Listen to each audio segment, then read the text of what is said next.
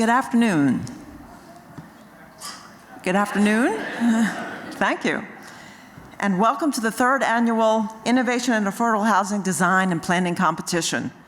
I'm Rochelle Levitt, Director of the Research Utilization Division in HUD's Office of Policy Development and Research, which I know is a mouthful. But we at HUD are very excited for the third year of this annual competition, and I'd like to provide you with just a bit of a background on the third year of the program. This is a little bit of background about the competition.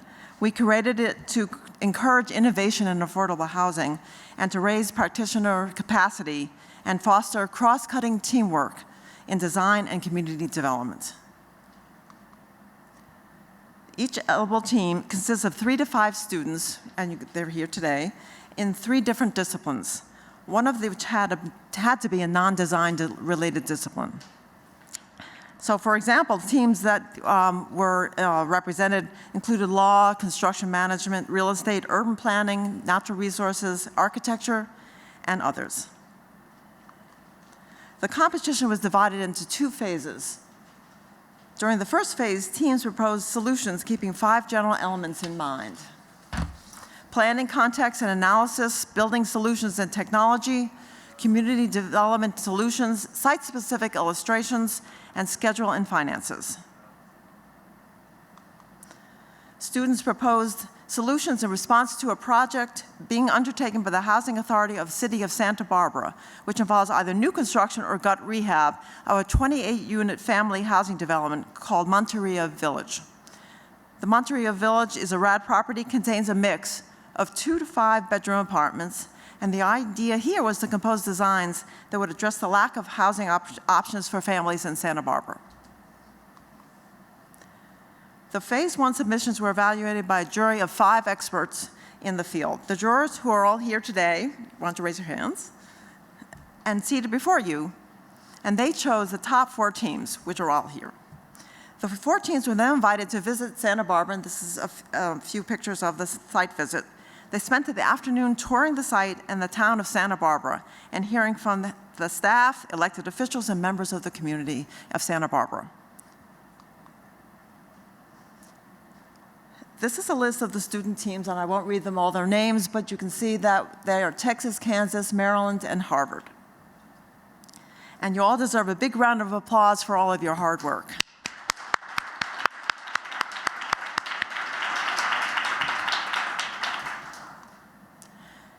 I'd like to take a minute to thank our 5 jurors who are here today. They are James Bowman, President and CEO of the National Housing Trust. Could you? Eliza Edelsberg Dada, and if I mispronounce your names, please let me know. Vice President of Development of the Community Builders Incorporated. Ann Tournay, partner of Methuen, which is an architectural firm.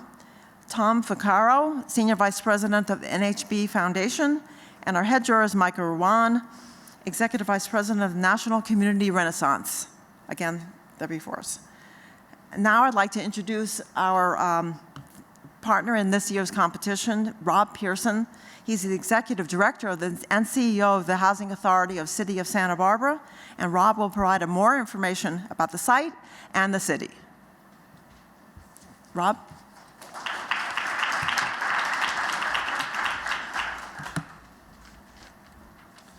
Good afternoon. It's a real pleasure to be here. This is like birthing a child, my staff was saying, because it's been quite a labor of love. Santa Barbara is a town of about 90,000, actually a city, I'll call it. Our metropolitan area is approximately 200,000, so we serve that whole south coast region of Santa Barbara. Public housing for us was becoming our smallest program. We were formed in 1969 and got going in the early 70s. So we're not an old housing authority, comparatively speaking, but public housing was the ticket. It was the funding source to build units in those early days, and our early developments were turnkey. Eventually, we staffed up to the point where we like playing developer, and we've been in that developer role now for some 35 years during my tenure there. The Monterey project is our last of our RAD transactions. We had 6 transactions, and given that Santa Barbara is pretty much a built-out city, even in the 70s, a lot of our developments were scattered site. 5 units here, 20 units here.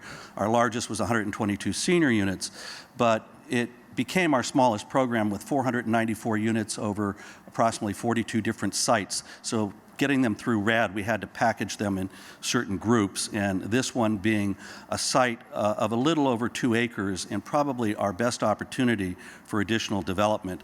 Our land cost, we do a lot of LIHTC development, low-income housing tax credit development as a housing authority, so the staff is gifted in its ability to act as developer and do these.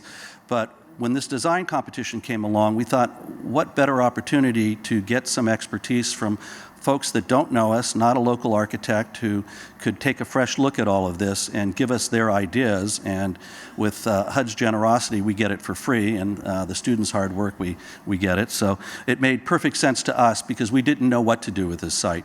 It has 4 5-bedroom units, 4 4-bedroom units, and the 20 3-bedroom units. And large family, because of rising costs that was affecting a lot of communities, have already moved out of the community, particularly low income. They can't wait on our list long enough to access that 4 or 5-bedroom unit, given our rent structure. We have a vacancy rate of less than 0.5%, the worst I've ever seen in my career. Don't get me talking about income inequality, because that's a whole nother speech that I seem to be giving regularly at cocktail parties, and it's beginning to affect our town. Not just the poor, but the middle income are being forced out, and we need to deal with it. So this site for us represented an opportunity to increase density. We wanted to see whether there was really a need for those 4 and 5-bedroom units anymore. We did not feel that, but we wanted fresh eyes on that. So we took the opportunity to be part of this. We were so glad to be selected. I'm anxious to hear from the students themselves rather than from me, so I would defer any questions to after the presentation, but I'll be around and look forward to interacting with both the judging team as well as all the students and those present. Thank you.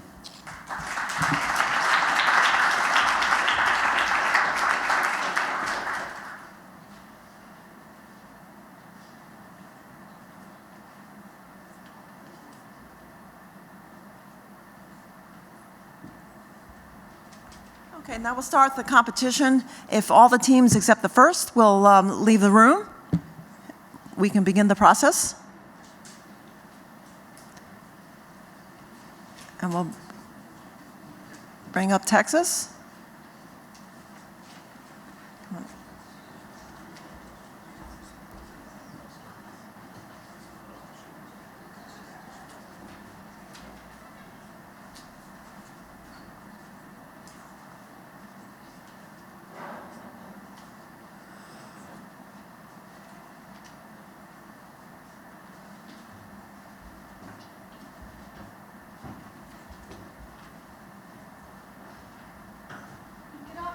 Jurors and guests.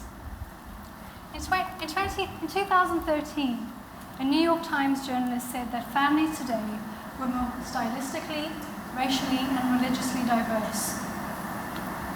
The 20th century notion of the nuclear family is no longer the dominant one, and many see their extended family to include informal social networks. I'd like to introduce Meet Monterey, our vision for future housing that includes the 21st century family, lifelong education, and holistic sustainability. We're here from the University of Texas. My name is Tatum. I'd like to introduce Sarah, Brianna, and Megan, who will talk to you about each of these values. And then Brett will round up by telling you how it's all financially feasible. But before I hand over to them, a little bit about the approach. Historically, public housing in the US has not fully recognized the importance of social networks, and these are especially important for low-income families whose access to resources are already limited. Monterey Village is not just an opportunity to build more housing, but to build social capital. And we do this in 3 ways. First, we build relationships. It's not just about getting to know your neighbors. It's about having access to a whole community of resources and knowledge. Spatially, it requires the layering of public and private spaces, inviting all the residents to the center of the site to engage in their everyday interactions, such as collecting their mail, sharing a meal, doing homework. Second, we build trust. When you know who your neighbors are, you know who the outsiders are. What Jane Jacobs calls eyes on the street is passive surveillance while you wash your dishes. Third, we build flexibility. We know that families change.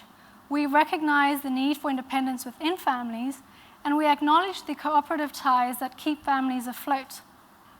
We do this by allowing extended relation families to be physically connected, but Sarah will tell you how this is done.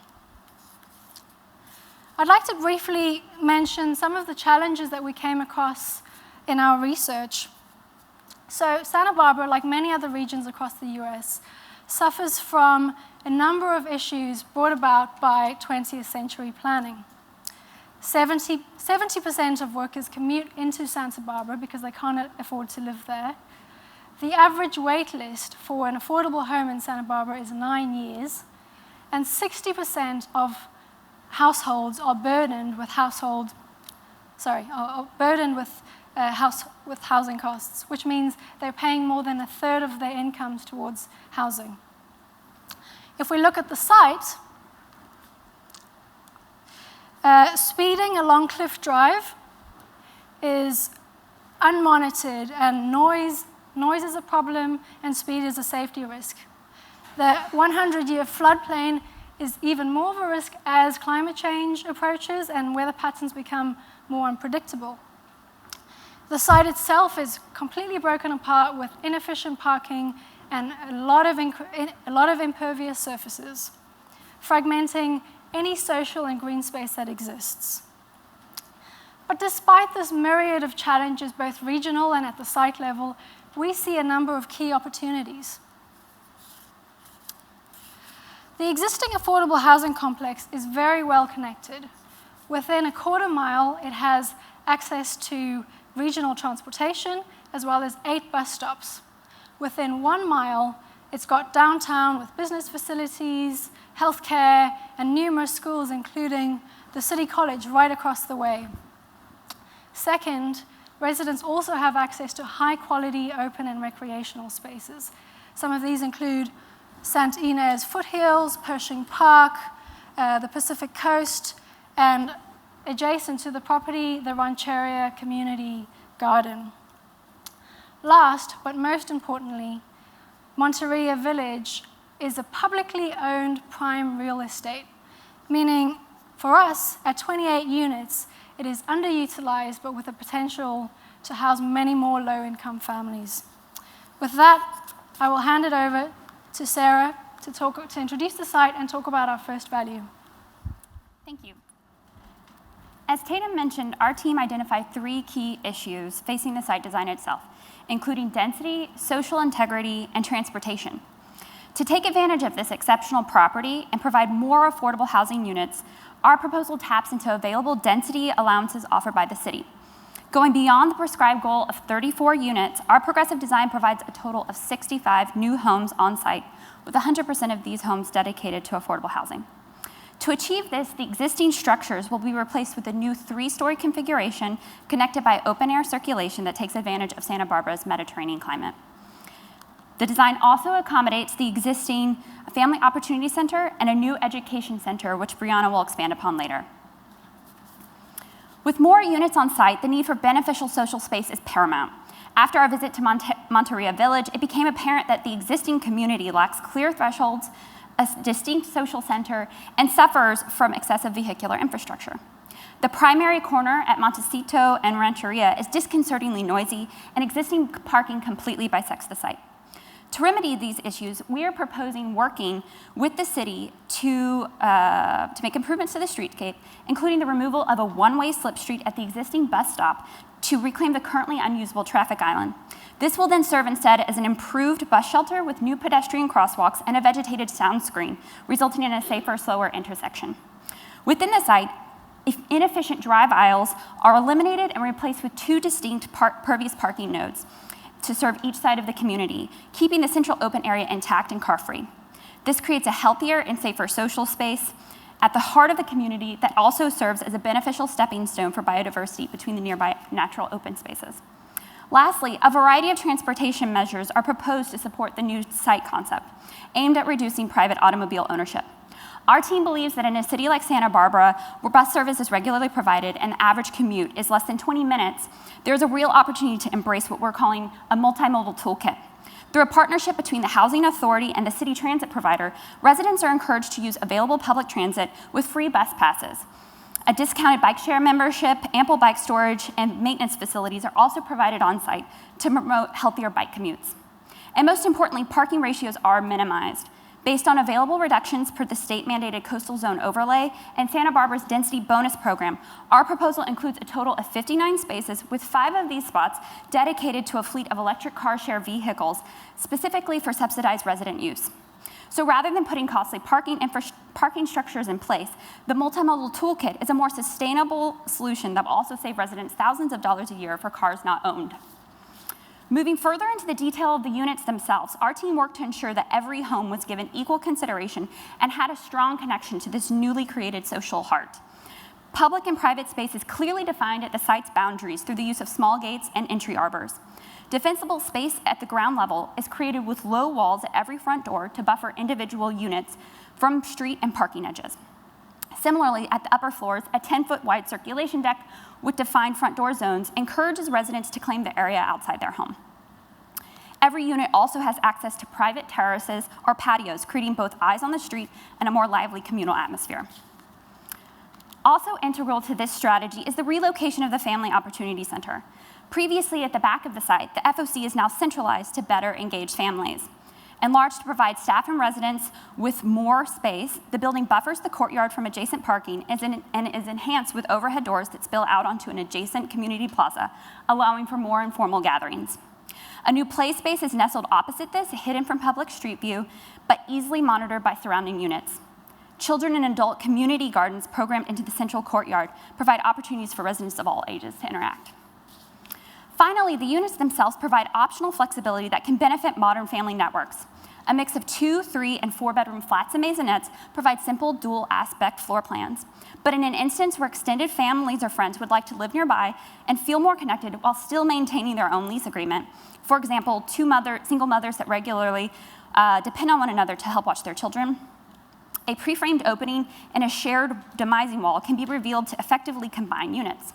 Similarly, in 2-story maisonettes, a door is provided on both levels to create a sense of elective independence for extended or older family members, such as grandparents, an aunt or uncle, or an older child working their way through college. It is this nesting of homes and social space that fosters a sense of community at Monterey that our team believes is vital to the long-term health and happiness of its residents. To elaborate more on the important second core value of our proposal, lifelong education, I will hand it over to Brianna. Thanks. Currently, Santa Barbara's lowest earning families have the least economic mobility, and one reason for this is education. Our proposal models its education strategies on successful programs, including HUD's Promise Zones and San Antonio's Project Quest. These programs tackle poverty and income segregation through a holistic approach of addressing community needs, including school education, health education, and job skills training. Our proposal will teach residents to live more sustainably. For example, residents will learn how the financial and environmental benefits of the multimodal toolkit can improve their lives. Beyond sustainable education, residents will have 2 locations to address education and economic mobility.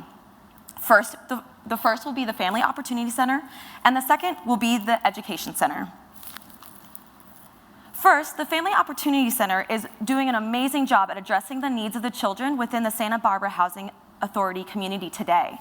So by relocating it to the heart of the site, it will continue to offer services and activities that young children to middle school age children are already receiving.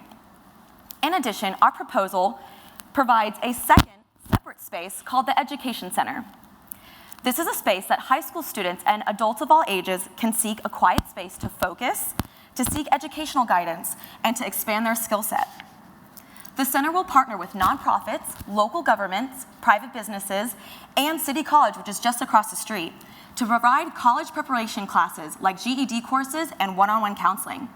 GED graduates are more likely to attend college, seek workforce training programs, or also seek employment. Therefore, the center will not only have an education component, but also will provide an economic focus as well. An existing department within City College is already in place, and it's called the Work Experience Department. This department will allow residents to access and utilize existing programs such as skills training and workforce training. This training will be able to connect workforce supply with workforce demand. For example, the County of Santa Barbara has already begun to identify some occupations that are in high demand and need of new employees. Therefore, City College can outreach to these occupations and customize training for our citizens. Those that participate are more likely to see an increase in their annual income over time compared to non-participants. The ultimate goal of our programs are to improve the economic mobility of our community by subsidizing education costs and also by providing services on site. Job placement is not the only goal. We also will provide ongoing financial education to improve the financial literacy of all of our residents. With this, I'm going to pass it on to my colleague Megan, who will discuss our third value, sustainability. We believe a holistic community is one that engages and educates the residents. The existing buildings are not meeting the current needs of the residents or the affordable housing demand in Santa Barbara. With the increased density of our proposal, we've created a platform for new, sustainable, affordable housing. Using the Family Opportunity Center, we're able to educate the residents on our three key goals, which are reducing the consumption of energy, water, and increasing the biodiversity in the site. The new proposal is using a rooftop solar array system, providing 90% of the electricity needed for the site and the housing development. We've also incorporated a thermal energy and rainwater storage system to alleviate the energy needed during peak hours, so it can shift it off of that, so it alleviates the price of electricity. Secondly, with concerns of increased water demands as population increases and the higher number of droughts throughout the nation, we focus on water conservation and reuse throughout the site. The roofs are all used to collect rainwater for irrigation on the site, and the gray water for the sinks and showers is being used, is being filtered, reused for the water closets, and then it's being used for, or it's being sent back to the city's water treatment facilities. To manage stormwater, we're incorporating bioswales in the 100-year floodplain and on the site to alleviate that stress, as well as using pervious pavers on the site, and it's allowing for 70% of the total site to be pervious. And our third goal is the biodiversity. By using native and drought-tolerant plants, low water consumption, we're able to increase biodiversity from our site and the surrounding parks. We're using the green screen and the trellises, which incorporate privacy, shading, and bringing in pollinators to the site to help with that as well. And the overall goals are to educate residents on our sustainable approaches, which can lend to a future self-sufficiency. Energy and water consumptions will be lowered, and there will be a much greater environmental and financial savings. With this, I'd like to hand it over to Brett for the financials. A little bit about the financials that will make this project a potential reality. First, our total project cost will be $17 million. We derived hard and soft costs from data gathered from RS Means with 8% and 5% contingencies based on conversations with developers. Our green infrastructure costs were determined via developer conversations and quotes from specialty installers. Overall, our hard costs will make up 62% of the costs. Soft costs will come in at 19%, and the green infrastructure will come in at 5.5%. Our main source of funding will be 9% low-income housing tax credits. With 100% of the units on our site dedicated towards affordable housing, we will include the construction cost of the residential units as well as the green infrastructure in our eligible basis. Along with the 30% basis boost that comes from being in a difficult development area, and the syndication of these credits at $1.06 based on current California rates, we were able to get approximately $4.2 million in tax credits, which will fund over 83% of the project costs. Remaining funding during construction will come in the form of a construction loan. Based on conversations with banks that deal with HUD construction loans, we determined that 4.1 was a reasonable rate for such a loan. By using the tax credits, operating income, and grants to pay down the loan as they are received throughout the project, we expect the loan to be paid in full before month 48, or at the end of year 3. We've broken down the project into 2 phases. These phases will help minimize the displacement of current residents, as well as allow for some income during the construction period to help defray some of the costs and allow for additional loan payments during construction.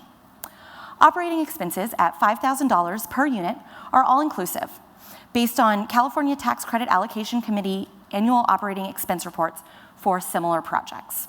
With that, I will hand it over to Tatum to conclude. Do I have oh, there. Sorry. The type of long-term investment into families, education, and renewable energy that we have proposed can and potentially has a great impact on the residents of Monterey Village today and for generations to come. Yet there is application just beyond this site. A recent study by the Urban Institute said that not a single county in the US has enough affordable housing. So the housing crisis is national and growing. Thoughtful, yet practical and replicable, the ideas that we have proposed, if applied across housing projects in the US, have the potential to redefine housing in America at a time when we need it most. Thank you.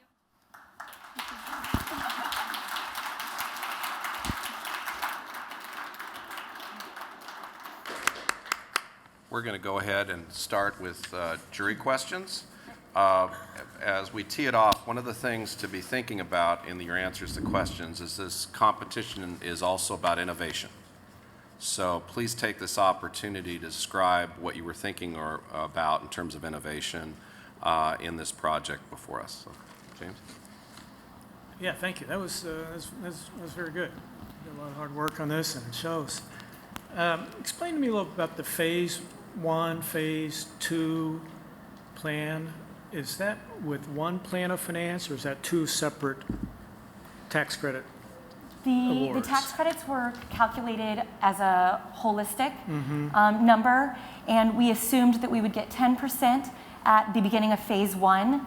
The remaining tax credits would be spread out throughout phases 1 and 2, with a final 10% coming at completion of phase 2, and lastly, an additional 10% at stabilization of phase 2. And the phase 1, phase 2 was essentially to help with relocation and minimize displacement of the existing residents? Both that, and once phase 1 is complete, we will start phase 2, and that will bring in a little bit of operating income to help pay some of the interest costs. But we also did that to minimize the displacement of the current residents. That's really important. Thank you. So thank you for that presentation. It's really great to see how your proposal has evolved from your initial submission.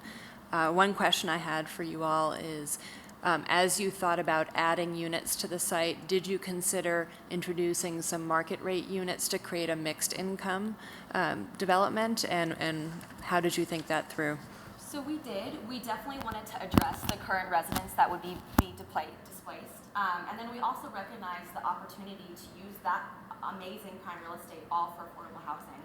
We consider playing with the fluctuation of AMI, but we would leave that up to the discretion of the housing authority to maybe fluctuate that throughout the years depending on the need of the residents within Santa Barbara as a whole, even the county as a whole. But we did really target this as 100% affordable housing to address those families' needs. Okay, great, thanks. Were the juries particularly interested in how you arrived at 65 units? You had a lot of options, and where you felt there's obviously a tremendous need, and more units would be great, less might be easier to do. So how did you arrive at the 65 unit plan? We looked at a number of different configurations on site, but again, core to our social values was leaving enough space to really, be able to give every unit access to that. So we, tried to work with defining street edges, being somewhat sensitive to the adjacent communities as well, even though there are currently fences between them, but being sensitive to that as well. And like I said, that was based on our various kind of moving around of units and everything, what we felt worked best around this kind of social center. Okay, great. Thanks for your presentation. It was really wonderful. A couple of questions. One, I'm curious about how you decided on the placement of the Family Opportunity Center. And is that intended for just residents or for folks from outside this particular development? And then also, I'm curious about how you, the calculation of that 90% of the energy was produced on site. I would like to answer the first part. If you remember from phase 1, we had the Family Opportunity Center on the street, assuming that both the Education Center and the Family Opportunity Center would be somewhat public. But after visiting Santa Barbara and speaking to both the Housing Authority and the woman who lives, the service manager who lives on site, she described the sort of everyday life in the FOC, which was mainly private and focused towards residents. So we thought that having these two somewhat public programs, one would have a very specific role for the residents, and the other one would be more of an outreach to the public. Yeah, and for the solar, we used the average of what people are using in Santa Barbara, which was like 597. So rounding up, 597 kilowatt hours per month. We rounded up to the 600. And using like high efficiency, the solar panels along the roof and on some of the rain screens, we're able to get the 90% for the year, calculating what the average is at 600 kilowatt hours per month for the residents for the 65 units, plus averages for the education and family opportunity centers. Those we based on square footage for other education centers that would be using as much a computer power and so forth. That was the hardest to find about what that was. But yeah, using the high efficiency solar panels, we're able to do that. And then with the thermal energy and rainwater storage system, you can kind of balance that as well. And we have them on top of all of the water cisterns that are collecting the rainwater on site. Mm-hmm. So, Okay. Mm-hmm. Very good presentation, thank you. In the sink and shower water, the reusable of the water, how does the purification system work? Magic. No, for each unit, we have a different filtration, or each block of the buildings, we have its own filtration system on site in its mechanical room, where it would filter that water through a simple filtration. It's like different sand and charcoal filters, which basically is taking out hard objects mostly, and then using that and pumping that back through in the apartments as well. So we have So you're reusing your own water? We're reusing our own gray water per building block, and then using that for the water closet. Then it's sent back to the city. So there's the two lines, basically. The water from the sinks and showers is filtered into one area. That's being filtered, pumped back for the water closet, and then the water closet goes off to the city. And did you have a plan B if you weren't able to get the 9% credits? Sorry, say that again? Did you have a plan B if you weren't able to get 9% credits? Not a plan B, but we did have a list of additional grants that were often awarded to similar projects. So if the 9% grants didn't come through, we did have additional funding that would be possible, but we would have to take a larger construction loan, which would take a little bit longer to pay back. In addition, I looked at perm loans in case without the 9% grants, we would be paying them back with operating income, which would take a little bit longer. We have one other question regarding the innovation. So you've probably looked at other projects as part of your research, and you've put a lot of very creative and elements into this project. What about your proposal makes it innovative? I think that our approach to the social strategy is one way that we feel we put a lot of time and thought into. It makes it innovative, although it seems simple. You know, a lot of housing projects that have had issues in the past have not done that, and like Tatum said, it's thoughtful but practical and replicable. So that's one thing that, like I said, we centered that and let it permeate throughout everything, every decision we made about units, where those were located, the layering of social space. I also think the education aspect of ours, taking advantage of kind of these nearby adjacencies. The City College, you know, is one of the top-rated community colleges in the nation, and I know there's, you know, as with colleges, there's always a slightly tenuous relationship that pops up, but we think that turning that into a positive for the site is also a really innovative strategy for our team.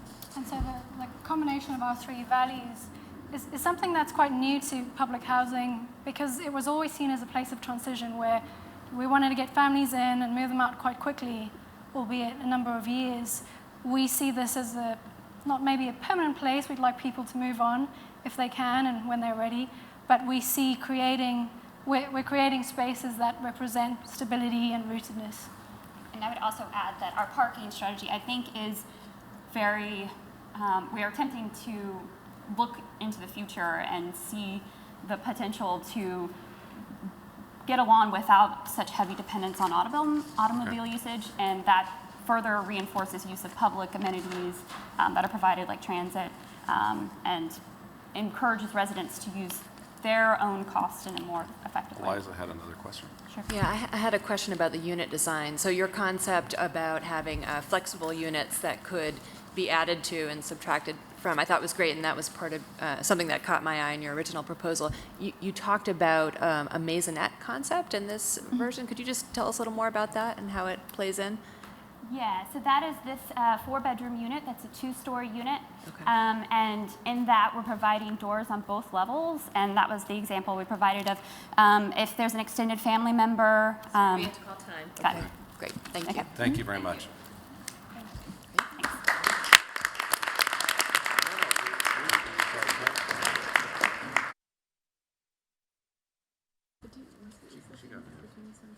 Yeah.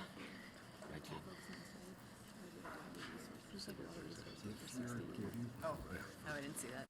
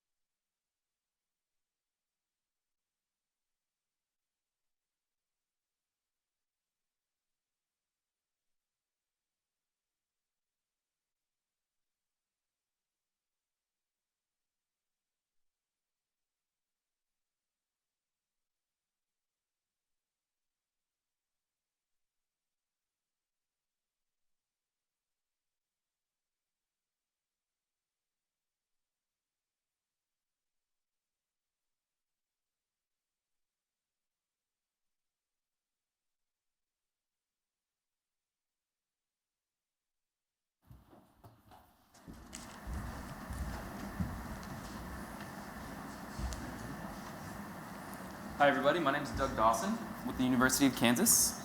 These are my teammates, Ryan Lissy, Katie Beckwith, Cullen Thompson, not to be confused with Colin Thomas. And we just want to first of all say thank you guys for being here. We're really excited to be here.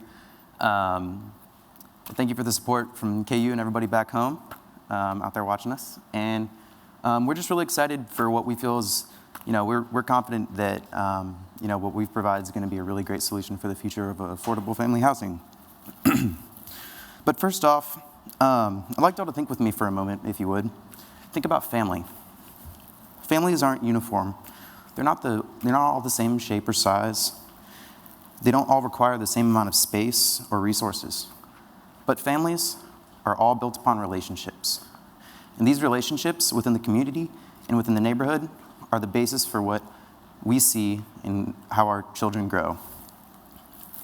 Now, I'm not a parent. I can't claim to understand the hardships of raising a child, but recognizing that 45% of households receiving vouchers in family housing are headed by a single parent, we need to rethink the environment that we provide for our families.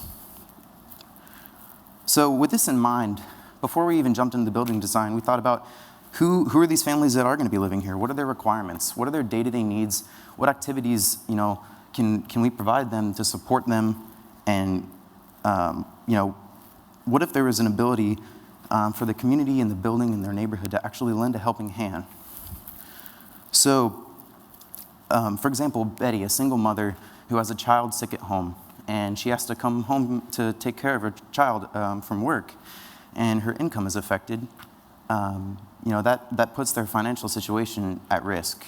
Now, imagine if Shirley, an elderly resident living on site, was able to be that helping hand and come out and provide support and care for her child while she instead of having to come home and miss work.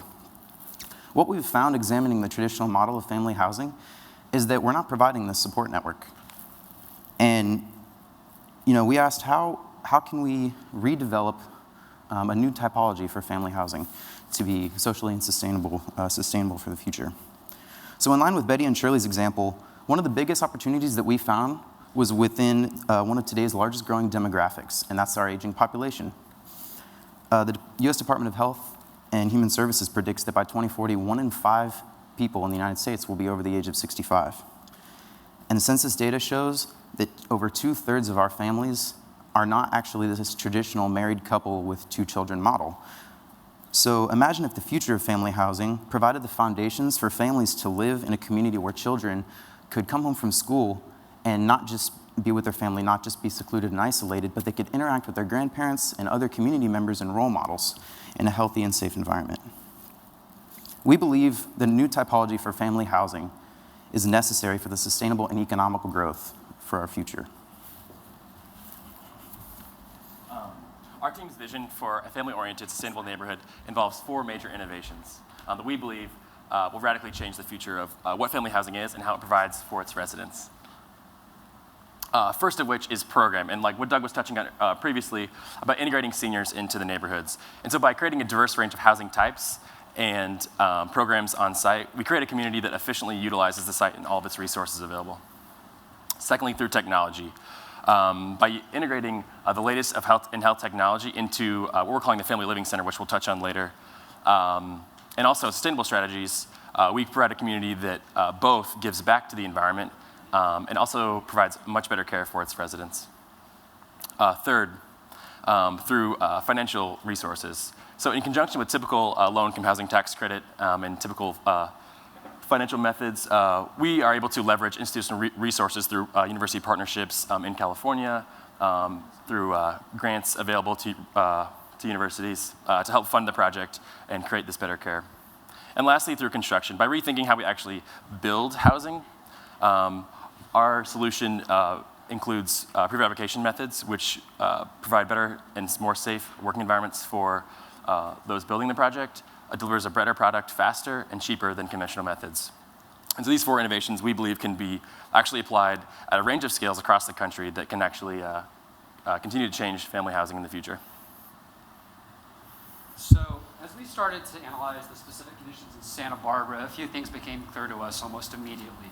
And the first was that the surrounding community actually already had existing amenities that we could tap into. And that included the local elementary school as well as the city college, which offers opportunities for intergenerational education ranging from primary education levels all the way up through higher ed. The second thing that became very apparent was the close proximity to both the downtown district and also to the beach. And that's important because it offers us the opportunity to plug into mass transit. It offers us the opportunity to engage and design with bikeable communities in mind. And it also offers us the opportunity to design with pedestrian-oriented developmental opportunities to plug into the site as well. Now, upon visiting the site, one of the things that became very apparent in our observations was the site edges, and specifically looking over here at the corner of Montecito and Rancheria Streets. I'm looking at how loud that condition was, how busy and how congested that condition was.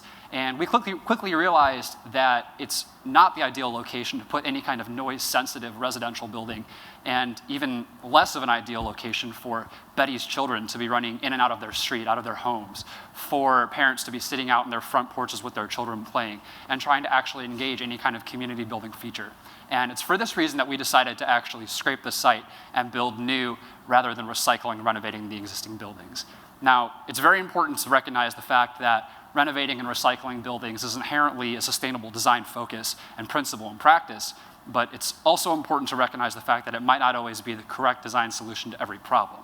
And looking at the specific conditions that we see here in Santa Barbara, like I noted before, it's important to note that we concluded that the best solution would be to scrape the site and build new. And that's looking at the existing plan over here in the corner, looking at the current site arrangement and the configuration of buildings most notably. If you look at the configuration, you can see that it decentralizes any kind of the community building assets, which these type of developments actually serve to promote. The isolated community center in the back corner of the site actually pulls its sole feature, which is building community, providing child daycare services away from the central focus of building that essential community focus. The lack of any kind of open community green space actually prevents any public gatherings and any public notions. And the configuration additionally creates nooks and alleyways which are counterproductive to any kind of notion of defensible space and safeguarded principles and practices. Additionally, it actually creates dark insides and interiors of the buildings. The configuration actually shades daylighting inside of the buildings, and it creates a problem for cars actually maneuvering throughout the site. So again, it's important to note that we decided to scrape the site both to increase density, improve maneuverability of cars, and also to improve the safety and security of the residents living in the facility. Right, so when we configured our site, we actually placed the Family Living Center on that busy street corner to encourage the community to get involved with the residents. This also creates a buffer from that loud street corner to the private, more residential spaces.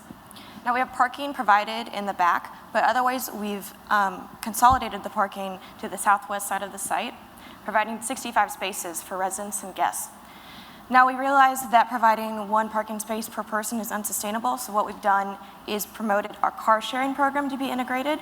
This way residents can share cars and form new relationships. The buildings are set back from the street with a wide walkable sidewalk and a layer of natural landscaping that contains bioswales for water filtration and conservation. In the interior, we have a large courtyard space that actually has a running and a walking and a biking path around the perimeter. Creating a healthy community means providing the spaces for these recreational activities. This also adds a layer of safety to the village because this occupied path adds eyes on the street and defensible spaces. Each unit has a front or a back balcony, and these occupied porches enhance that idea of defensible space. So parents like Betty can have their kids playing in this large open courtyard while their friendly neighbor John keeps an eye on them. We have playgrounds and community gardens where residents are encouraged to grow their own food through workshops in the Family Living Center, which we'll touch on later. These workshops can teach lifelong healthy living habits. Now getting to the design of our buildings, we tried to create a modern interpretation of the forms found in Santa Barbara. So we have these gabled roofs, large amounts of solar glazing and sun shading, and these railings with steel and wood, which mimic the wrought iron gates found throughout the other residences. We've utilized every aspect of the site for sustainability with photovoltaics on the roofs, natural landscaping for water conservation, bioswales, and then the large amount of site for ground source heat pumps. I guess to continue the building design conversation and building off what Cullen said previously, 3 problems with the existing site were the lack of density, open space, and parking available. And to address this issue, we adopted the townhouse typology of housing, which we believe is a universally successful typology throughout the country. And so what we see here is there's some unit plans. These are fully accessible unit plans. A 2-level family unit above, you see up there, and then a 2-bedroom flat below. And then this section here, we have, you can see the unit, the 2-bedroom, or the 3-bedroom unit right there, and then the 2-bedroom flat below. And we actually sunk this into the ground a half level.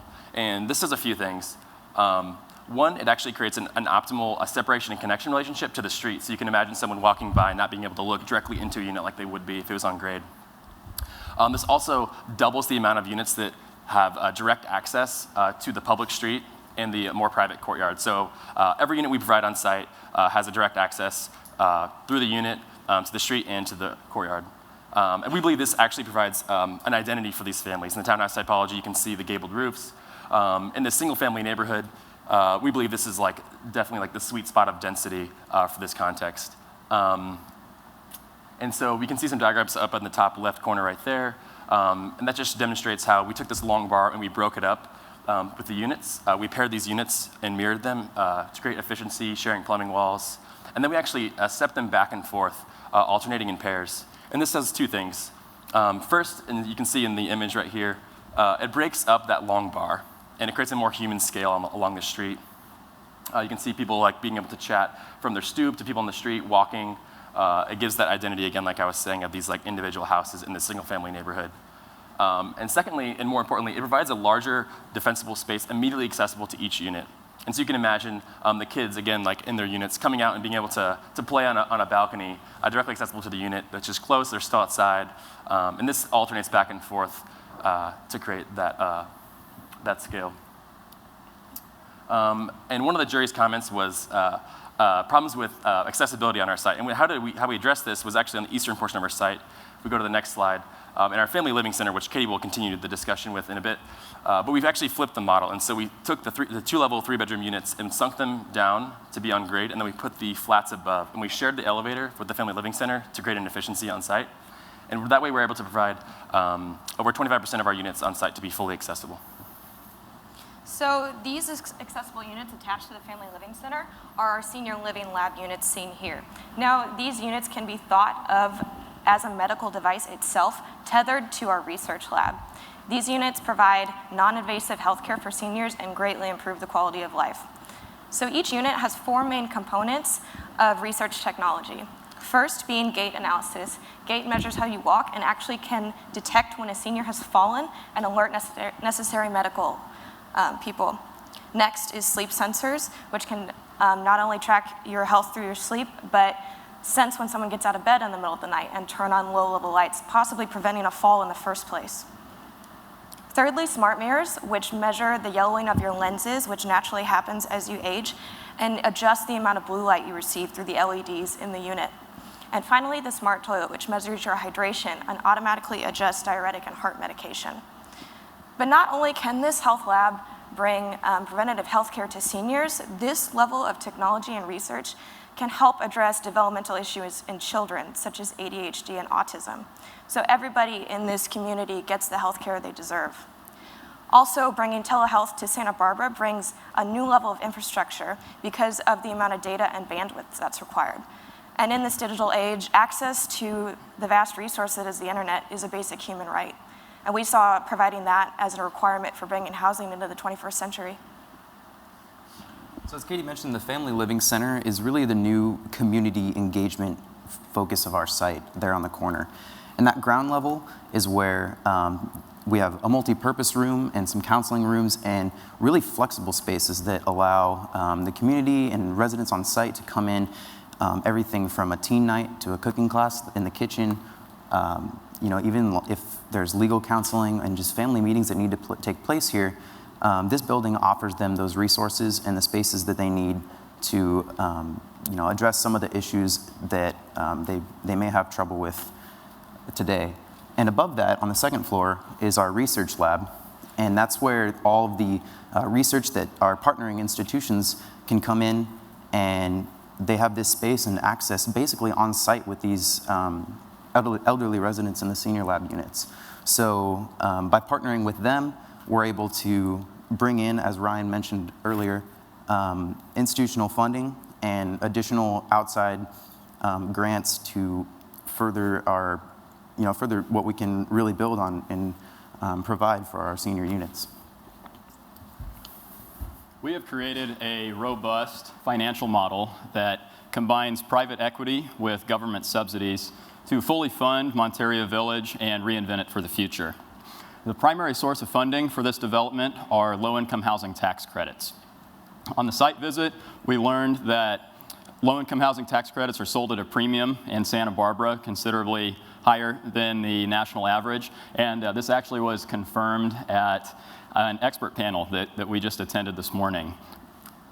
One thing before I get into our different sources of financing, the way we've chosen to graphically represent this here with the bars, if you could think of these as being able to adjust depending on what the Santa Barbara Housing Authority ends up choosing to do and needing to do.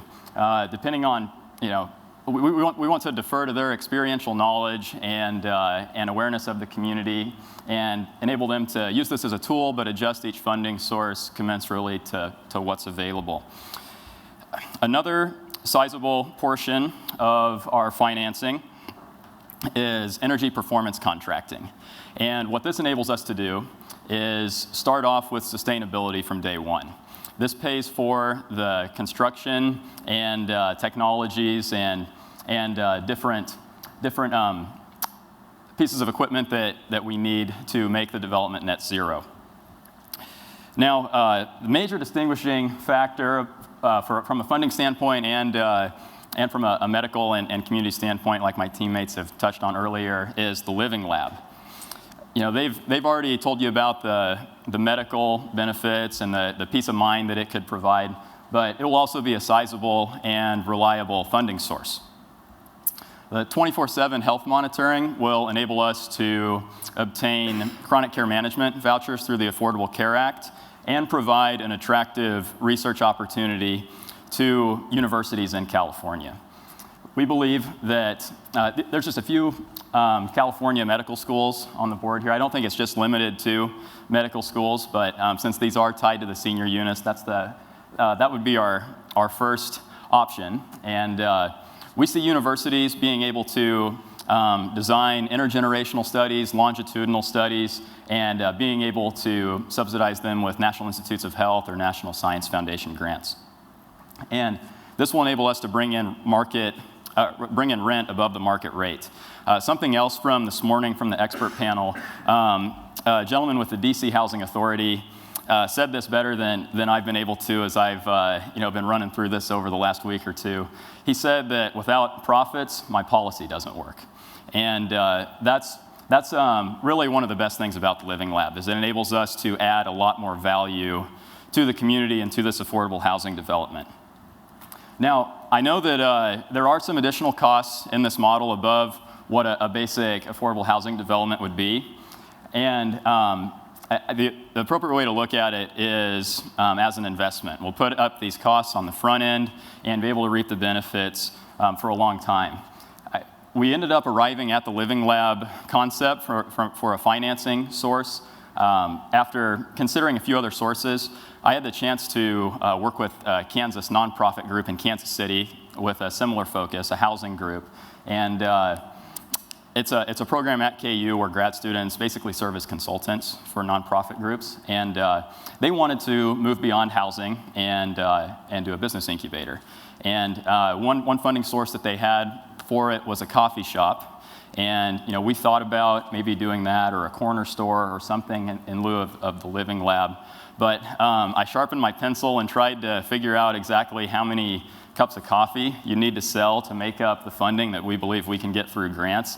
And it pencils out to $11,000 a day. And I don't think you can do that in any market. So that's one of the reasons why we went with the Living Lab concept. A couple of cost-saving measures that we do include, the obvious one is the net zero capability, and that'll pay off in the form of low or non-existent utility bills in the future.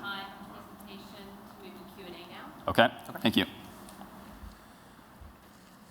Okay, panel, and you may have an opportunity during the Q&A to address anything that you felt left out.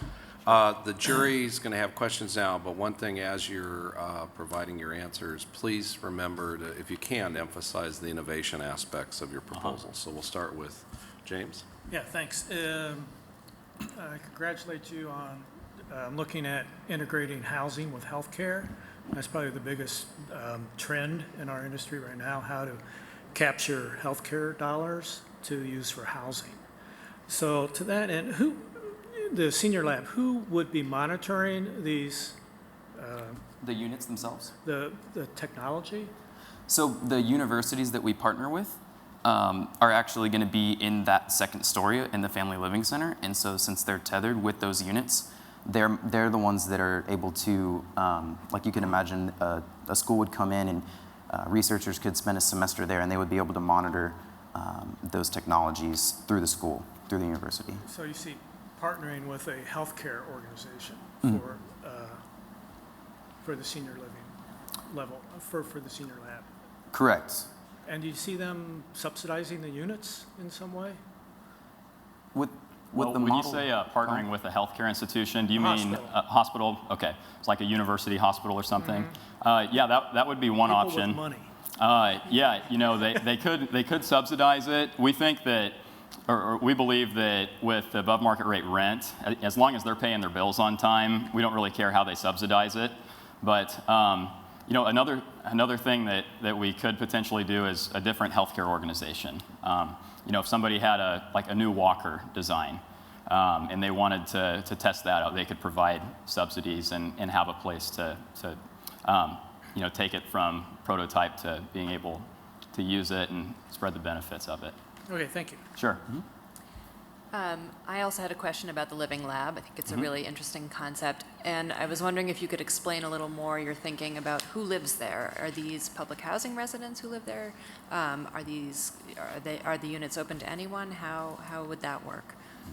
So the units themselves, yes, the residents would be elderly or aging citizens that may not necessarily need all these technologies at the time. So one thing we did understand was that a lot of people are sensitive to what's being monitored and what people are recording of them, and so we also wanted to be sensitive to that. And so these units actually are kind of a plug-and-play system where these technologies could be, they could be added on basically as you continue to experience health issues as you age. And as far as the demographic, we are still structuring it as low income, as affordable units. So the revenues and the grants generated from the institution that partners, since these units can, as Katie mentioned, be almost considered medical technologies, they're able to leverage like the National Institute of Health grants and other, really big. I mean, these are like $1 million grants that can provide for the development of technologies and different systems. So. Thank you. The jury is very interested how you arrived at the number of units for your development. You came in at 50. Obviously, Santa Barbara has tremendous housing needs. You could have done more. You could have done less. What was the thinking? It's a really great question. I think Ryan would be happy to speak about how, with the balance of density and like I kind of mentioned in my presentation earlier, we actually considered doing like a typical double loaded corridor with an elevator, very dense scheme, but we felt like for family housing it was so necessary to provide that identity on the street, having those families actually have that actual house front, but it's still dense in the townhouse typology, but also the open space is so critical with family housing, and so you can see, I think we provide the certain number, or the I guess pretty close to the right number of 50, that also allows that large open courtyard, that unified open space that's shared. And also that smaller public space, which has a lot of units facing it. So, I mean, these numbers could be moved. We believe we could actually have done more units on the north side, but we felt like 50 was a good number. Thank you for your great presentation. Couple questions. One is, so are any of the family units accessible? Yes, so we do have accessible family units in that same block on the north, or it's more the east side of the site. As part of the living lab? Correct. They Okay. are attached in with those prototype units, but again, those technologies can be plug and played as needed. So if a family does move in there and they do need that accessibility, but they don't necessarily need those monitoring technologies, they don't have to be imposed to take part in that program. Okay, gotcha. And so you have 50 units, and did you say you have 65 parking spaces? Did I hear that right? In the main parking section, correct. And that's all for the housing? For the residents and the guests. Okay, okay. Okay, I think that's all my questions. Thanks. I was extremely impressed with how family-centered, and it seems like you really talked to a lot of people to understand their lifestyles. The senior living lab, what I question is there a stigma associated with that I'm going to be living in a lab environment as opposed to just a place to live, and that piece of it. And then the other thing was, because it's the family center on the corner, which was extremely smart utilizing it for the noise, but it was the senior units next to the family center, not any of the family units. So whatever questions are in there. Sure, that's a really good point. And when we were considering our layout, again, the biggest consideration for us was how these families would be able to interact both within the residential community on the property as well as the surrounding area. So, just inherently, those senior units are pretty much needed to be attached to that living lab, just for the research institution to be able to work with and communicate with those residents directly and not have too much other impact on the other units. But as far as engaging with the other families in the community center, and what we've really found is that this attracts a very large, the very large population of aging, people in the United States find themselves isolated in other types of living situations. So whether that's assisted living or senior homes, what we've provided within this family living center is the opportunity for them to get integrated with the community as well. And so families living on site that have access to the living center are kind of bridged by this new intergenerational concept that we've brought using the family living center kind of as a home base. And just to speak to the family focus of the Living Lab, we all know that family involvement in a child's life is crucial, and the opportunity to be edified and encouraged not only by parents but grandparents and community members, the ability for these aging people to stay in the community, and choose an elective technology that could save them from a fall or just help monitor their ongoing chronic health needs. Will enable us to do that, and what really sets our development apart from a community standpoint. The stigma. So I guess what we're thinking is this is not the only solution to intergenerational housing. This is just one option. And so we recognize that not all seniors are going to want to be around this monitoring technology or even around small children for that matter.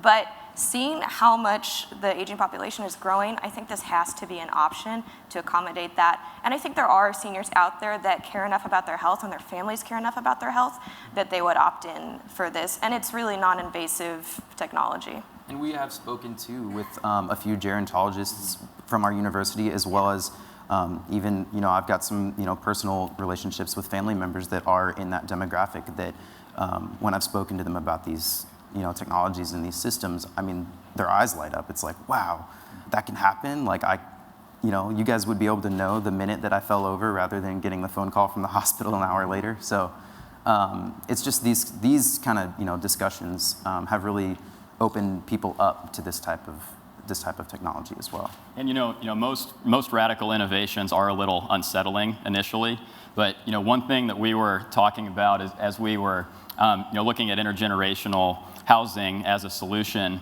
was, when our grandparents were our age, in their early 20s, they had graduated high school at the same age as us. If they went to college, they graduated at the same age, but life expectancy was 3/4 of what it is now. And if you combine that with a growing aging population, what we've included as improvements today will likely become necessities tomorrow. Thank you very much for your presentation. Thank you very Thank you. much. Thanks.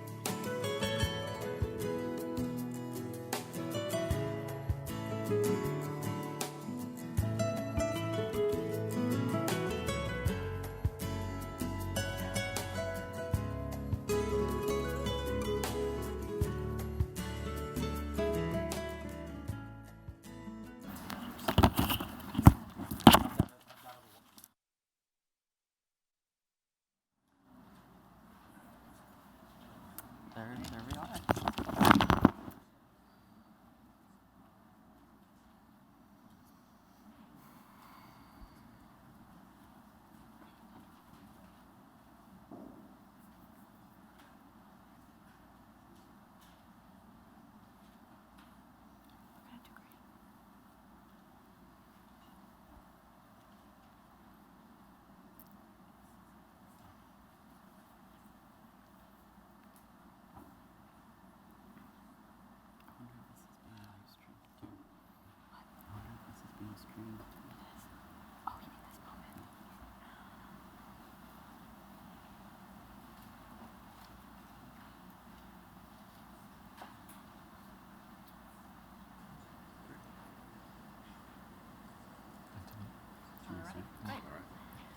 Good afternoon, ladies and gentlemen, jurors, and the HUD community.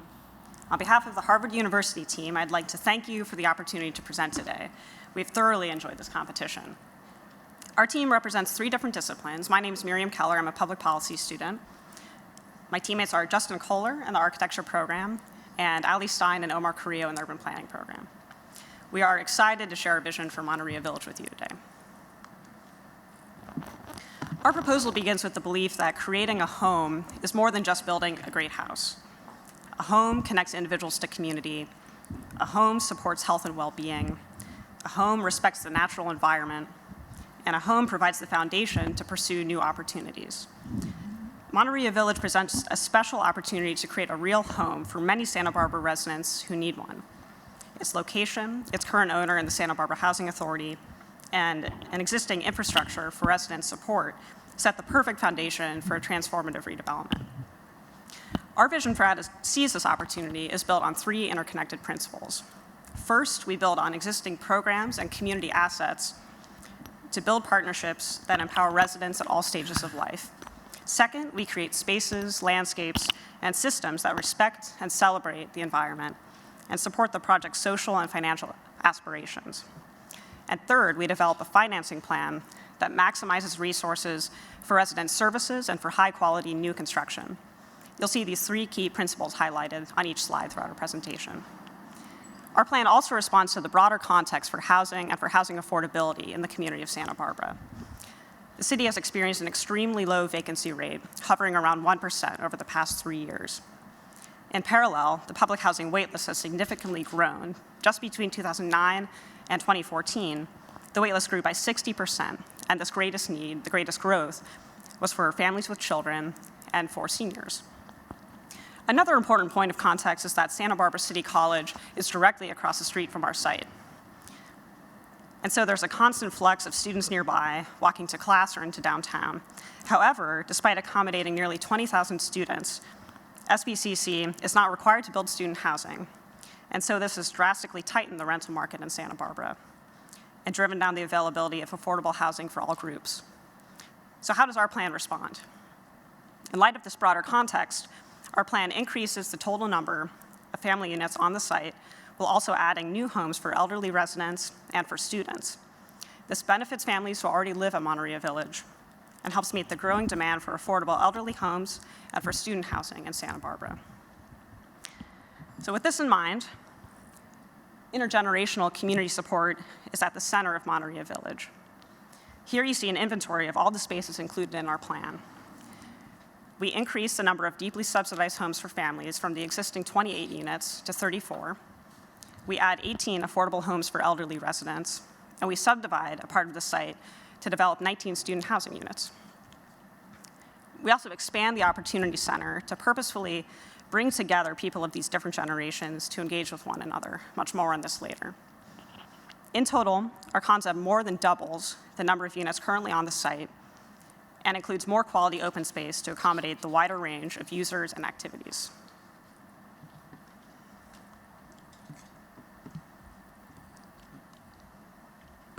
You can also see on this slide that there's a thoughtful approach to the location of each of the housing types. Family units are closest to the parking area to facilitate trips to and from school and other family needs. Units for elderly residents are within close proximity to services offered by the Opportunity Center, and all will have access to an elevator. Finally, student units are located at the corner of the site directly across the street from the pathway that leads to Santa Barbara Community College. The site ensures that all units have access to outdoor spaces, which are sized to facilitate a variety of uses.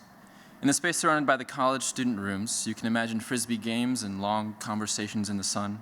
In the area surrounded by families, there will be playgrounds and barbecues, and elderly residents will enjoy long chess games and Tai Chi. Although the site's current layout has some open space, during our site visit we saw that these spaces were interrupted by winding roadways that connect cars to their parking spaces. This is a source of frustration for a lot of the residents, creating a chronic safety hazard for kids playing outside. This site reorganization is a key reason for pursuing new construction rather than rehab. Yes, parking, a problem everywhere, is also a problem at Monterey Village. Our simplified strategy creates a one-way road, indicated here in yellow, that moves along the perimeter of the site. 77 parking spaces located along this road include spaces for residents, reserved spots for staff, car share spots. Bike racks are also arrayed around the site.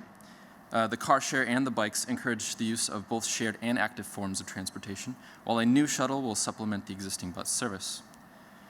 The organization of the site also includes the acquisition and reconfiguration of the nearby community garden, which is currently owned by the city and operated by the Department of Parks and Recreation. This actually opens up new opportunities to enhance the garden as a community asset by integrating it into the design. Our plan expands the available garden beds, adds storage area for gardening tools, and connects the garden to the Opportunity Center. Omar will now expand on our vision for the Opportunity Center and how it serves and connects all the residents of Monterey Village.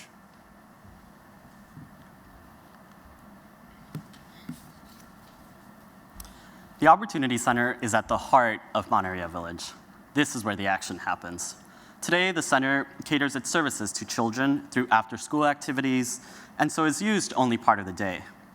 As the diagram at the bottom of the slide shows, the new expanded center will be active at all times of the day and accommodate programs and services not only for children, but also for elderly residents, parents, and college students.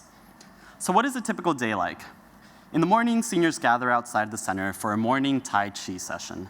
They then head into the center where they can get their vitals checked by a visiting nurse stationed at the clinical room.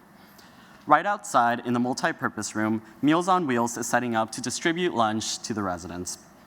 They finish their health checks and join their friends for lunch and to chat about their plans for the rest of the day. By now, it's about 2 p.m., kids are coming back home, and City College students are returning back to their house to help students with their homework and tutor them at either a computer inside the Opportunity Center or right outside at a table in the sunny courtyard.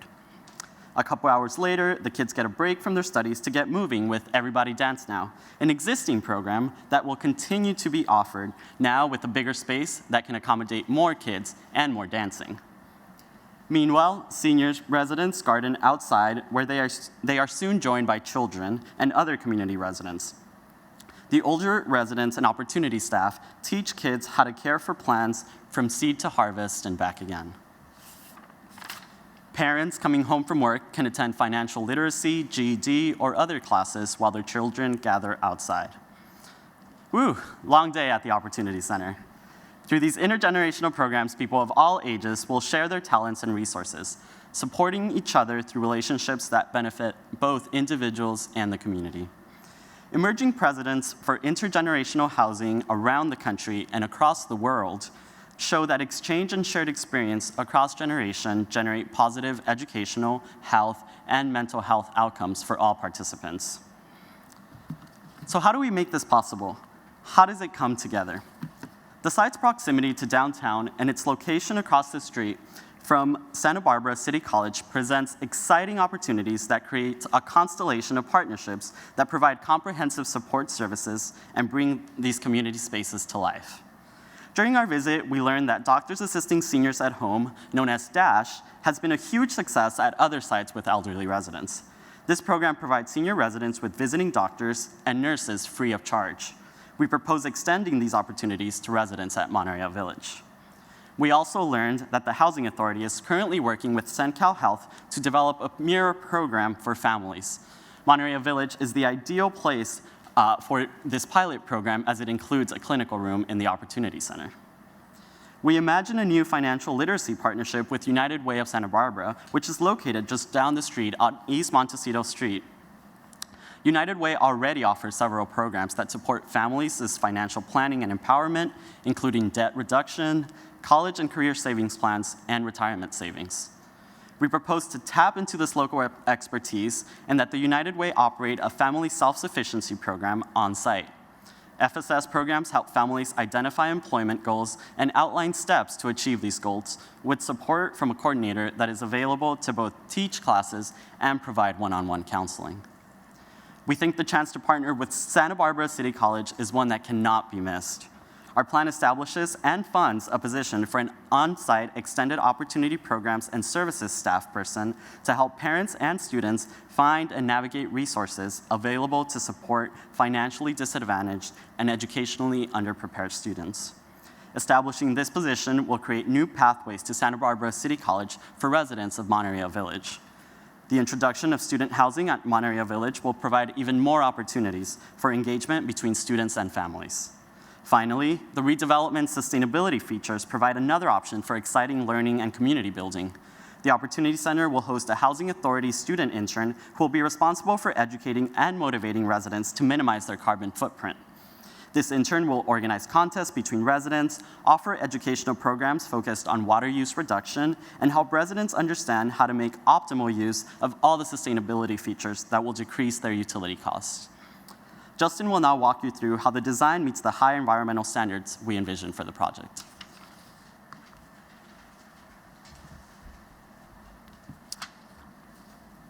Through a combination of both passive and inactive strategies, the site can potentially achieve a net zero or close to net zero goal.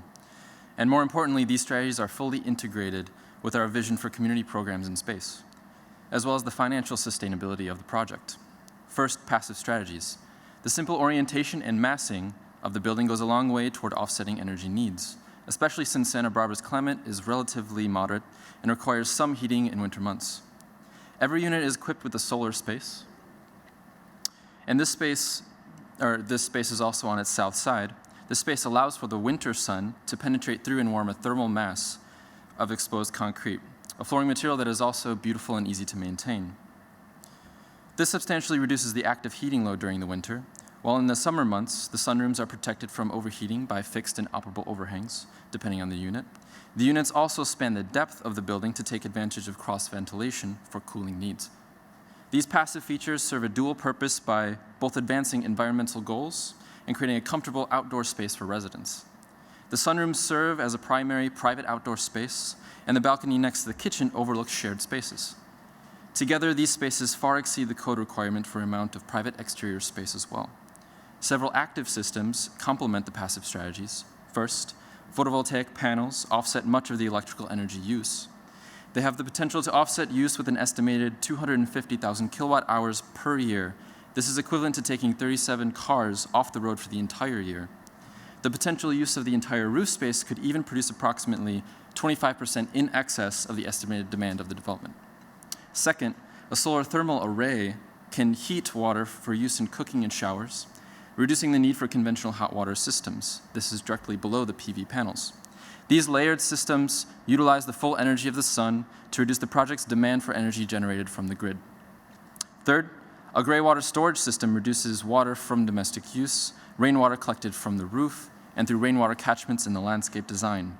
These water systems, though largely hidden from view, play a very important role in preserving water, which is a precious resource in the Southern Californian region. Finally, a local planting palette reduces the landscape maintenance with native species that are both beautiful and drought resistant. Architecturally, timber frame construction and the stucco exterior draws both on the local vernacular and allows the project to utilize local materials and construction methods. This material aesthetic is also consistent with the architectural character of Santa Barbara. We believe this standard of environmental design will also add real value to residents' life, the project's viability, and will also set a benchmark for sustainable design in the surrounding neighborhood as it grows. While an important facet of the project in their own right, these sustainable strategies also play a crucial role in the financing of the project. Ali will describe this further in detail.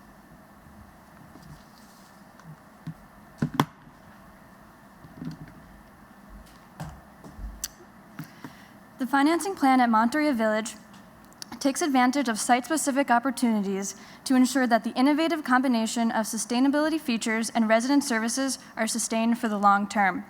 3 primary financing innovations, highlighted here on the slide, fill the upfront and operating gaps to turn our ambitious vision for Monterey Village from concept into viable reality.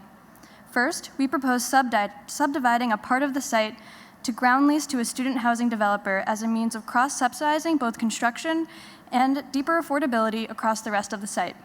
Second, we leverage utility savings made possible through sustainable design that can be lent back into the deal, thereby internalizing an external cost. And third, we use the already highly innovative Strong Families Fund to tie social outcomes from an invigorated opportunity center to extra tax credit equity. Redeveloping Monterey Village would begin with the Santa Barbara Housing Authority creating a new entity to serve as developer.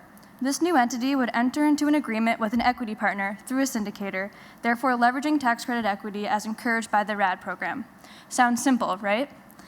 Well, although conversion to a RAD operating subsidy will allow the site to leverage private financing sources, the rent limits set by the RAD program are extremely low, and little conventional first mortgage debt could be supported based on the incomes from these rents.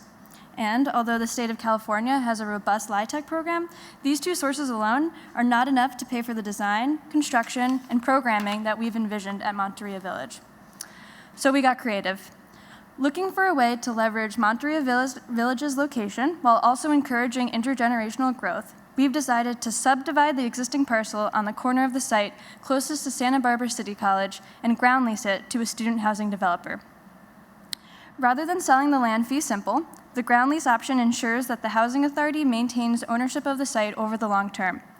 We've structured this ground lease to provide the Housing Authority with a capital source to help cross-subsidize the development of the rest of the site. This capital source comes out to 25% of the residual land value, or almost $1 million. The remaining residual land value is structured as a yearly payment to the Housing Authority over 49 years. The student housing developer would also contribute participation rent in the form of 2% of revenue. This total yearly payment, including the ground lease, comes out to around $80,000 per year and increases as rents grow. This money would go directly to resident services at Monterey Village. The predictable, steady, and ongoing future of the ground lease payments are extremely important to support the mission of the site as we've imagined it here. An added benefit of the ground lease, from the city's perspective, is that the market rate developer will now have an obligation to pay real estate taxes on this land. The student units will be on the city's tax roll, which will help sustain the community within which Monterey Village exists over the long term. Another innovation in financing is a direct result of sustainable design strategies. As discussed earlier, Monterey Village is designed to maximize energy efficiency, which is an expensive feat, and our construction costs take this into account. But as you know, upfront costs for energy upgrades are substantial, but the payoff happens over the long term. To leverage this, the financing plan assumes a conservative 60% decrease in utility allowances. With smaller utility allowances, the income stream available to the site is greater. Our financing plan takes this future income stream and reinvests it back into the site through a piece of subdebt. Utilities alone account for almost 15% of HUD's budget. Finding ways to diminish this allowance generates savings for the Housing Authority as well as for HUD. We also wanted to find ways to minimize our ask of the state and maximize the potential of Monterey Village in the private capital markets. One of the ways we accomplish this is by using 9% low-income housing tax credits in conjunction with the Strong Families Fund. This is a pay-for-performance model that recognizes that housing stability combined with resident services has truly beneficial social outcomes. Through this fund, the development earns annual funds for social service coordination as well as favorable tax credit pricing. We see the Opportunity Center as the perfect place to both coordinate resident services and measure their success as required by the Strong Families Fund. The partnerships Omar explained would further enhance these expected positive outcomes. And on top of this, anticipating higher pricing through this fund reduces our ask to the state down to 70% of the maximum tax credit allocation. Taken together, these three financing innovations ensure continued support of the social and environmental features we described. We see the revitalized Monterey Village as a thriving intergenerational community where residents of all ages are supported in reaching their educational, economic, and personal potential. Best practices in sustainable design and construction are made possible by innovations in the financing plan. And service delivery is enriched through new community partnerships and a reimagined and expanded Opportunity Center. We see this redevelopment as a truly unique opportunity to nurture residents at all stages of life and to invest in a growing community's future. Thank you again for the opportunity to present this afternoon, and we look forward to your questions.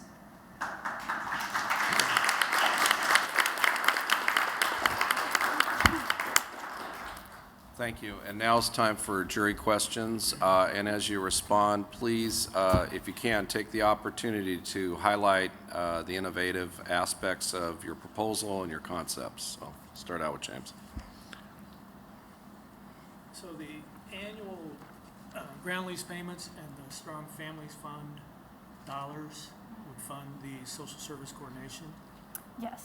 And that's over 10, 15 years? The ground lease is for 49 years, but the fund would be for 10 years. Okay, and the payments would come in over that period? Right, it would be every year for 10 years. Would you see the Housing Authority partnering with a nonprofit developer or doing this project on their own? The student housing portion? The public housing, the LIHTC portion? I think we see them doing the project themselves. From our site visit, it seemed as though they're a very sophisticated public housing authority, and we think that they would be capable of pulling this off.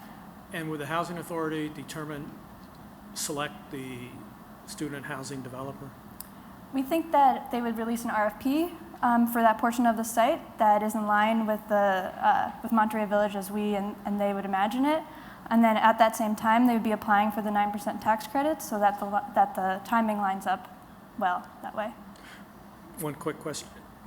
The maximum allocation in California is $2.5 million, and you penciled out only $1.8 million? Yeah, that's right. Is that because of your basis or because you thought that'd be a more competitive application? We thought that would be a more competitive application. Okay, thank you. Great presentation, thank you. Just a question about the site plan and some of the decisions you made. So you kept the Family Opportunity Center kind of at the back of the site, and just wanted to hear a little more about the thought process there. Yeah, so we kept it in the back of the site. It was originally there, and there was a debate whether to bring it up front. But we had determined that we would like to acquire the community garden next door, and we felt that that would be a good portion to kind of connect and bring in that program, as well as with the parking. So since the parking sort of worked out that way, people who would not would perhaps not be from the community would park over there and not go directly through the courtyards themselves. So it's sort of like an alignment.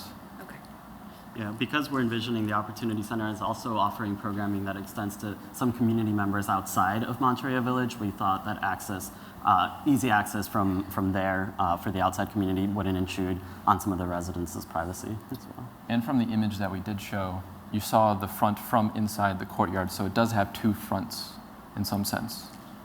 Oh, so it is, the thought is that programs within the center would be open to residents of Monterey Village and to outside residents of the surrounding community? Okay, got it. Thanks. The jury's interested in how the team came up with a density of 71 units. That's been reconfigured, I think, since some of your initial thinking. And maybe you could also tell us how the community garden site factored into that. Is that additional land that wasn't part of the basic site, if we understand it correctly, but just kind of how you came up with 71 as opposed to 60 or 80? I'd say the exact unit mix was a lot of back and forth between design and finance. Using the community garden site, so as you know, our initial proposal had circulation running through the center of the site, and our fear was that that replicated the current situation on the site, in which the cars and the traffic through the site are really a hazard and not consistent with our vision of these spaces as active and safe spaces for children.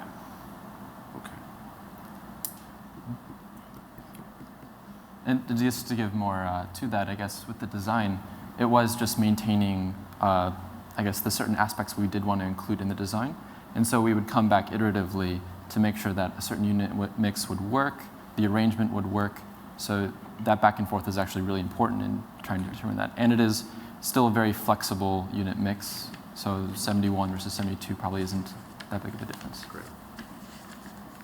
Thanks for your presentation. So actually, Eliza asked some of my first questions, and Michael asked my second. But just one clarification: does the 71 units include the student housing? Is that included in the total? Okay, thanks. How did you happen to get the extra piece of land? The community garden, it's currently owned by the city of Santa Barbara, and so we actually include an acquisition price. We would pay them for that land. And we would be expanding their amount of beds, and so we think they would be amenable to this idea. Then, and I noticed there was a comment earlier about credits going for $1.06, and you were doing yours at $1.15. Mm-hmm. Where did that come from? Well, we heard from the Santa Barbara Housing Authority somewhere between $1.06 to $1.15. And in our original submission, we had lower tax credit pricing. But because we're tapping into the Strong Families Fund, we felt that with a philanthropic syndicator and fund, we could get higher pricing for the tax credits. And last, is student housing allowed in the tax credit program? The tax credits are, the sources and uses are for only the public housing and elderly housing portion. So the construction costs do not include the student housing portion. We see a student housing developer financing building that themselves.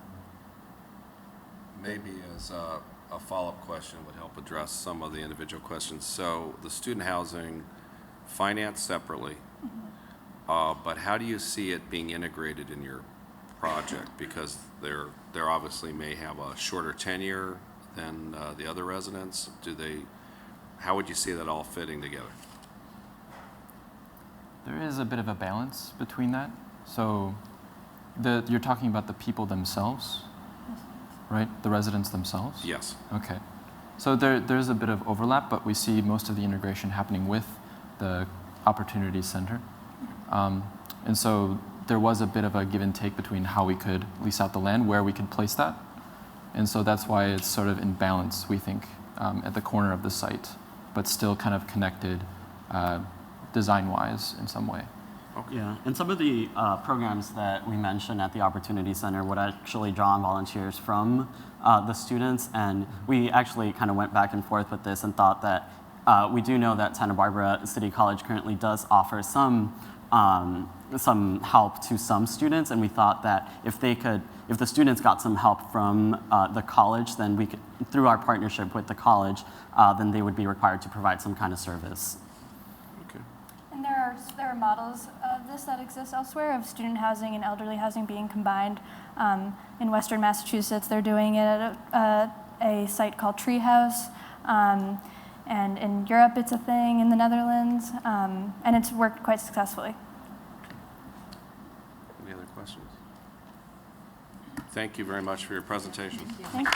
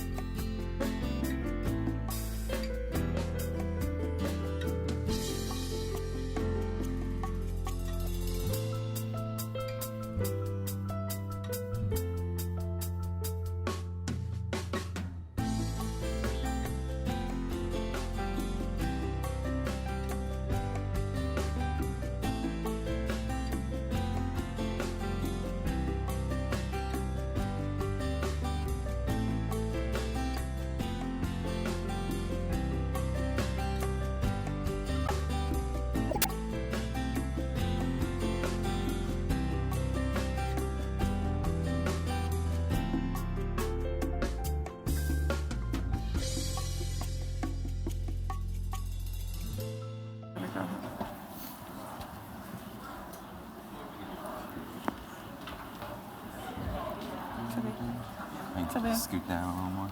Let me press. Okay, move back a little bit. Okay. Do we get a cue from someone? Do we start whenever we're ready? Okay.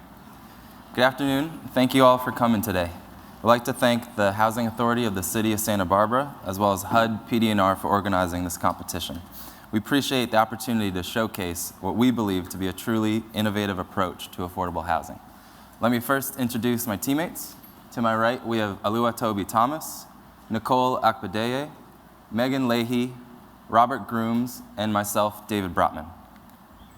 As we all know, we are currently experiencing an affordable housing crisis that spans the entire country, and Santa Barbara is no exception. Housing costs have risen faster than incomes for many local residents. And this is particularly true for our lowest income households, who have seen rents for the most affordable housing increase dramatically as more and more renters are chasing a fixed and shrinking supply of affordable homes. For these reasons, it is crucial now more than ever to preserve and create affordable rental housing in Santa Barbara. And this is exactly what our plan for Monterey Village will do. Where do we point it? I point it that way?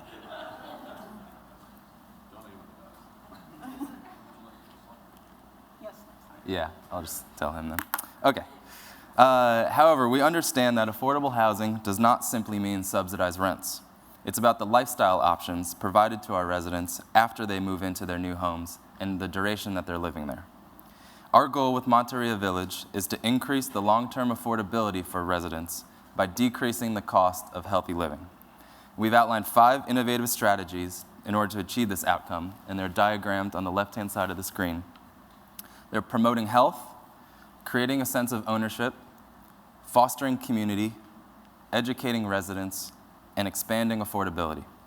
Now, as we walk you through the designs for our community, we'll be linking back to these 5 innovative strategies and explaining how they all will come to better our future residents' lives at Monterey Village. Thank you, David. In creating these innovative strategies, we analyzed the Monterey Village site from our visit and subsequent research, through which we identified the strengths and weaknesses of the Monterey Village with its surrounding land uses. To the upper part of the screen are the land uses and walking radius diagrams. Here, we see that the site is closely located to the Santa Barbara City College. It's also closely located to the Mankaili Elementary School, and also closely located to the beachfront. Also looking up to the upper side of the screen is the transportation analysis. In addressing the transportation problems for our residents, we proposed an on-site car share program to reduce the cost of car ownership. And also, while there's a bus stop on-site, we have also proposed an on-site bike station with a new bike path to be used by Santa Barbara City College students and also by the residents. Visiting the site and interacting with the neighbors and management staff of Monterey Village, we realized the current issues of the site, such as the poor layout of parking spaces and the lack of continuous open spaces, making walking and driving difficult on site. There was also the issue of the lack of defensible space due to the isolated positions of the buildings, which has breeded unlawful activities on the property in the past. The Family Opportunity Center is also of an inadequate size, and its location at the rear of the site doesn't do that kind of space justice. Another problem with the site was that the poor aesthetics of the building, in that they're just stucco plain boxes, cast an unfavorable image of public housing. Our proposed site plan. In addressing these problems, along with our goal of expanding affordability, we have proposed a design that will provide 46 affordable housing units, comprising of 26 townhomes and a 20-unit multifamily building with 88 parking spaces. In the site layout, we have positioned our proposed parking spaces on the peripheries of the site, accessible from the Montecito and Rancheria streets. We also centralized the townhomes and multifamily buildings to create open, walkable, and defensible spaces that promote safety and foster interaction between the residents. Our proposed aquaponics garden feature and the community garden, the existing community garden to the site, on-site will allow the residents to grow and sell produce and fish that will provide affordable and healthy food choices for the residents and the neighboring community. In addition, our proposed townhouse will create a sense of ownership for the residents, while our multifamily building will house a family opportunity center, fresh food co-op, a coffee shop, and a bike station, all integrated to make Monterey Village a destination that revitalizes the neighboring community. Thank you, Toby, for that interesting insight into our development. One great thing about this development, next slide, please. One great thing about this development that it is all-encompassing as it accommodates different age groups. Now I'll introduce you to a day in the life of one of our future residents. Meet Elaine, a recently retired teacher from McKinley Elementary School, which is just minutes away from our site. Elaine and her husband, Michael, spend their morning on the beautiful beach, one of the assets that this location offers. Thereafter, Michael is able to use the car share at Monteria Village to go pick up some of the new furniture they just purchased. Since the retiree couple no longer work, it's not necessary for them to own a car. So we've provided access for them to use one when they need it, thereby saving them money on things like car insurance, maintenance, and gas, thus reducing their cost of living and increasing affordability. While Michael is away, Elaine hangs out at Monteria Cafe. Go back one slide. Hangs out at Monteria Cafe, where she enjoys her favorite sandwiches. She interacts with the Santa Barbara City College at this location because they also have their lunch break here. This retail aspect of our site enhances the community around this location by creating a space where neighbors can gather and interact with one another. In the early evening, she goes to the aquaponics feature, which also the kids that come from the elementary school also hang around. She chats with them, and being that she was a recent teacher at their school, she's invested in their education. They learn about gardening at school, and they also come home and enhance their education with our innovative aquaponics system. She's also a volunteer at our Family Opportunity Center, where she teaches adult English classes to those that have English as their second language, to help them better improve their skills and job opportunities. Later on, she goes in the elevator in the multifamily building to her apartment, where she looks out on her surroundings, says hi to her neighbors, and is glad that she lives in such a wonderful location. Our development provides the opportunity for enhancing community, creating intergenerational connections, and also increasing affordability for all age groups. Now I'll invite Megan to tell you more about days in the life of other families here at Monteria Village. Next slide, please. Thank you, Nicole. To better understand some of the features the new Monteria Village will offer, let's walk through a day in the life of one of its residents' families, the Garcia family. John, the father, heads to work by using one of the bicycles from Monteria Village's bike share program. We will place one of Santa Barbara's bike share kiosks right on site to help residents opt for biking to work rather than driving. The bike share feature both promotes healthy living choices, our first innovative strategy, and expands affordability through eliminating the need for expensive gas and car upkeep expenses, our fifth innovative strategy. But today, John is very excited to rush home from work because today is the annual Harvest Festival. Twice a year, the whole of Monteria Village gathers for a potluck-style cookout, as illustrated with this rendering. The resident gardeners harvest their produce that they grow in the community garden next door. Normally, they grow their produce to then sell in the new food co-op that leases space right on site to the multifamily building. But on this day, they share their harvest with their neighbors. The whole event is organized by the new Healthy Living Director, who works out of the Family Opportunity Center. The Healthy Living Director is the one who brings all of Monteria Village's environmentally sustainable features together. She maintains a relationship between Monteria Village and the Rancheria Community Garden so that our residents can grow their own vegetables. She also brings in student volunteers from Santa Barbara City College Environmental Horticulture School to teach kids and adults how to garden. Student volunteers in the City College's culinary program use the center's test kitchen to teach the gardeners how to grow with their freshly grown fruits and vegetables. Education is a large part of the Healthy Living Director's job, as she teaches the kids in the after-school program about the aquaponics feature, the centerpiece of the site. The Healthy Living Director and all of what she does links back to our innovative strategies of promoting health and educating residents.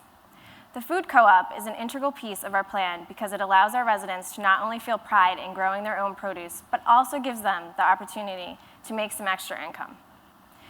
The co-op is open to the public, and it will serve as the place for the neighborhood to get their locally grown fruits and vegetables.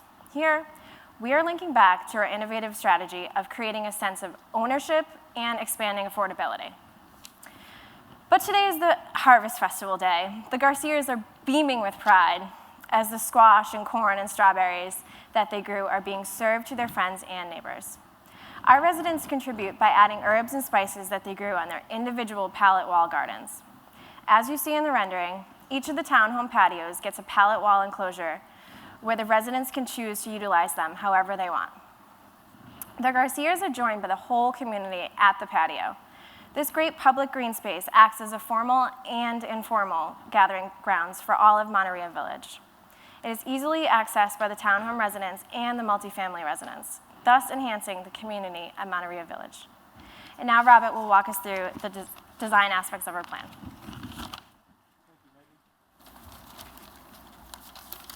During our initial approach to design of Monterey Village, we stressed the importance of creating a community that reinforced the holistic, healthy haven that the programs we are implementing on site, as well as through the design of the structure and the spaces that will house these new activities. One of our first initial design challenges that we encountered was how to address the parking situation. During our visit to the site, we met with the Santa Barbara Housing Authority, in which they expressed their desire to have as many as one parking space per bedroom in order to address the parking crisis on site. This was a tough obstacle for our group to overcome. While we understood the need to address the concerns of our client, we thoroughly believed that by introducing more cars onto the site was not the answer. Furthermore, it conflicted with our desire to create a healthy, sustainable community. Therefore, we decided to address the needs of our residents in a different way, by providing an alternative solution that doubles the existing parking spaces on site, while also introducing more sustainable and affordable options to navigate the city. Our design will provide a total of 88 parking spaces, with 12 of those spaces consisting of tucked under garage spaces with the 6-bedroom, 6 townhomes at the top. While the remaining 76 surface parking spaces are designated towards the four of those spaces are designated towards the staff members of the FOC, as well as 4 additional spaces designated for retail parking.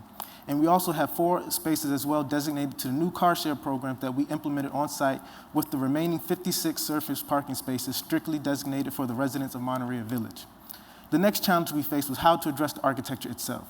We desired to create a design that did not impose itself onto the community, but rather complemented the traditional Spanish-style architecture while adding a contemporary twist to the design aesthetics. The townhomes on site are arranged in such a way that they frame the open green spaces within the interior of the site to reinforce the sense of community and defensible outdoor space. Fronting West Montecito Street, there are 10 2-bedroom townhome units.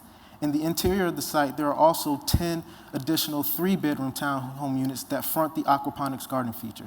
And towards the rear of the site, there are 6 4-bedroom units that also provide enough space to include the 12 tucked under garage parking spaces.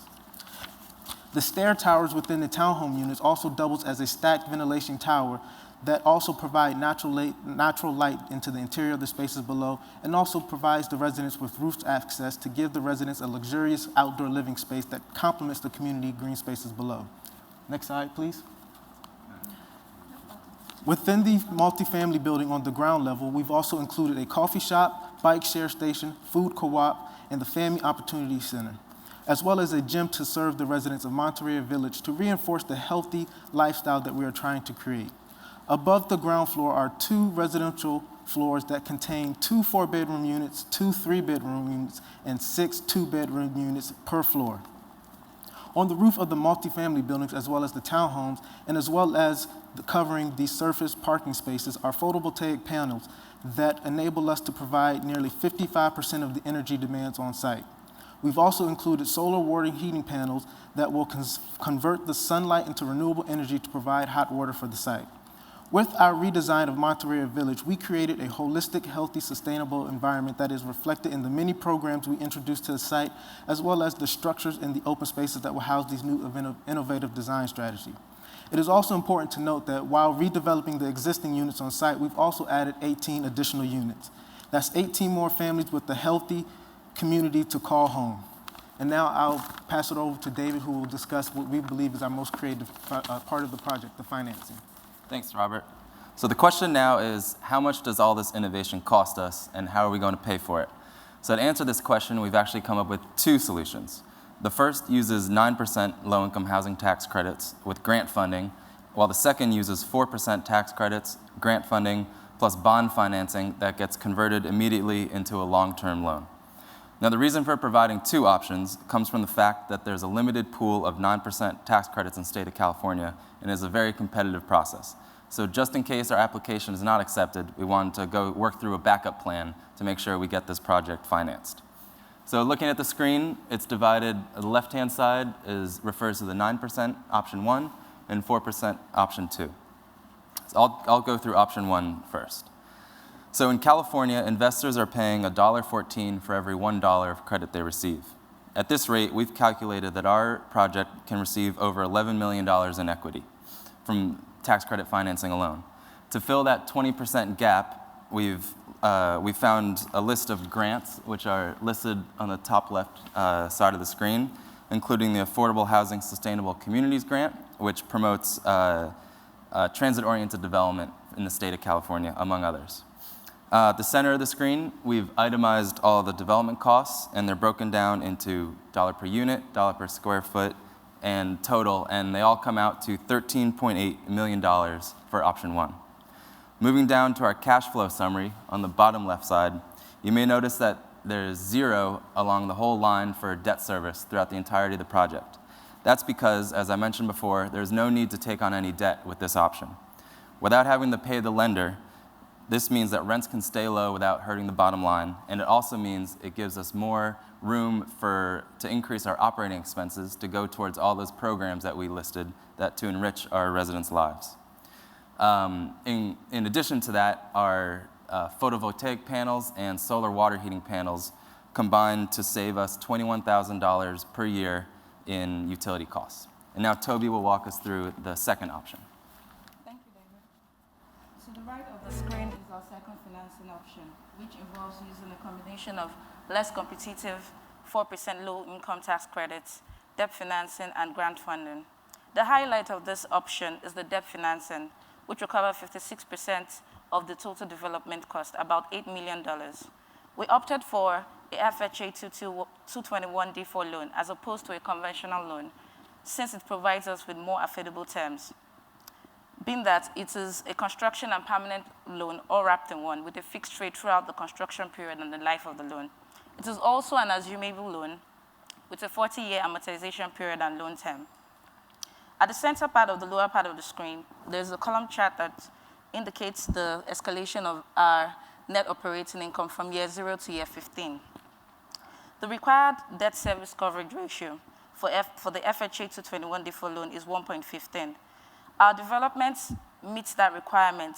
At year 0, the DSCR ratio is 1.5, and at year 15, it's at 2.2. As David mentioned earlier, the second financing option will be used if our application for the 9% tax credits is not accepted. Thank you.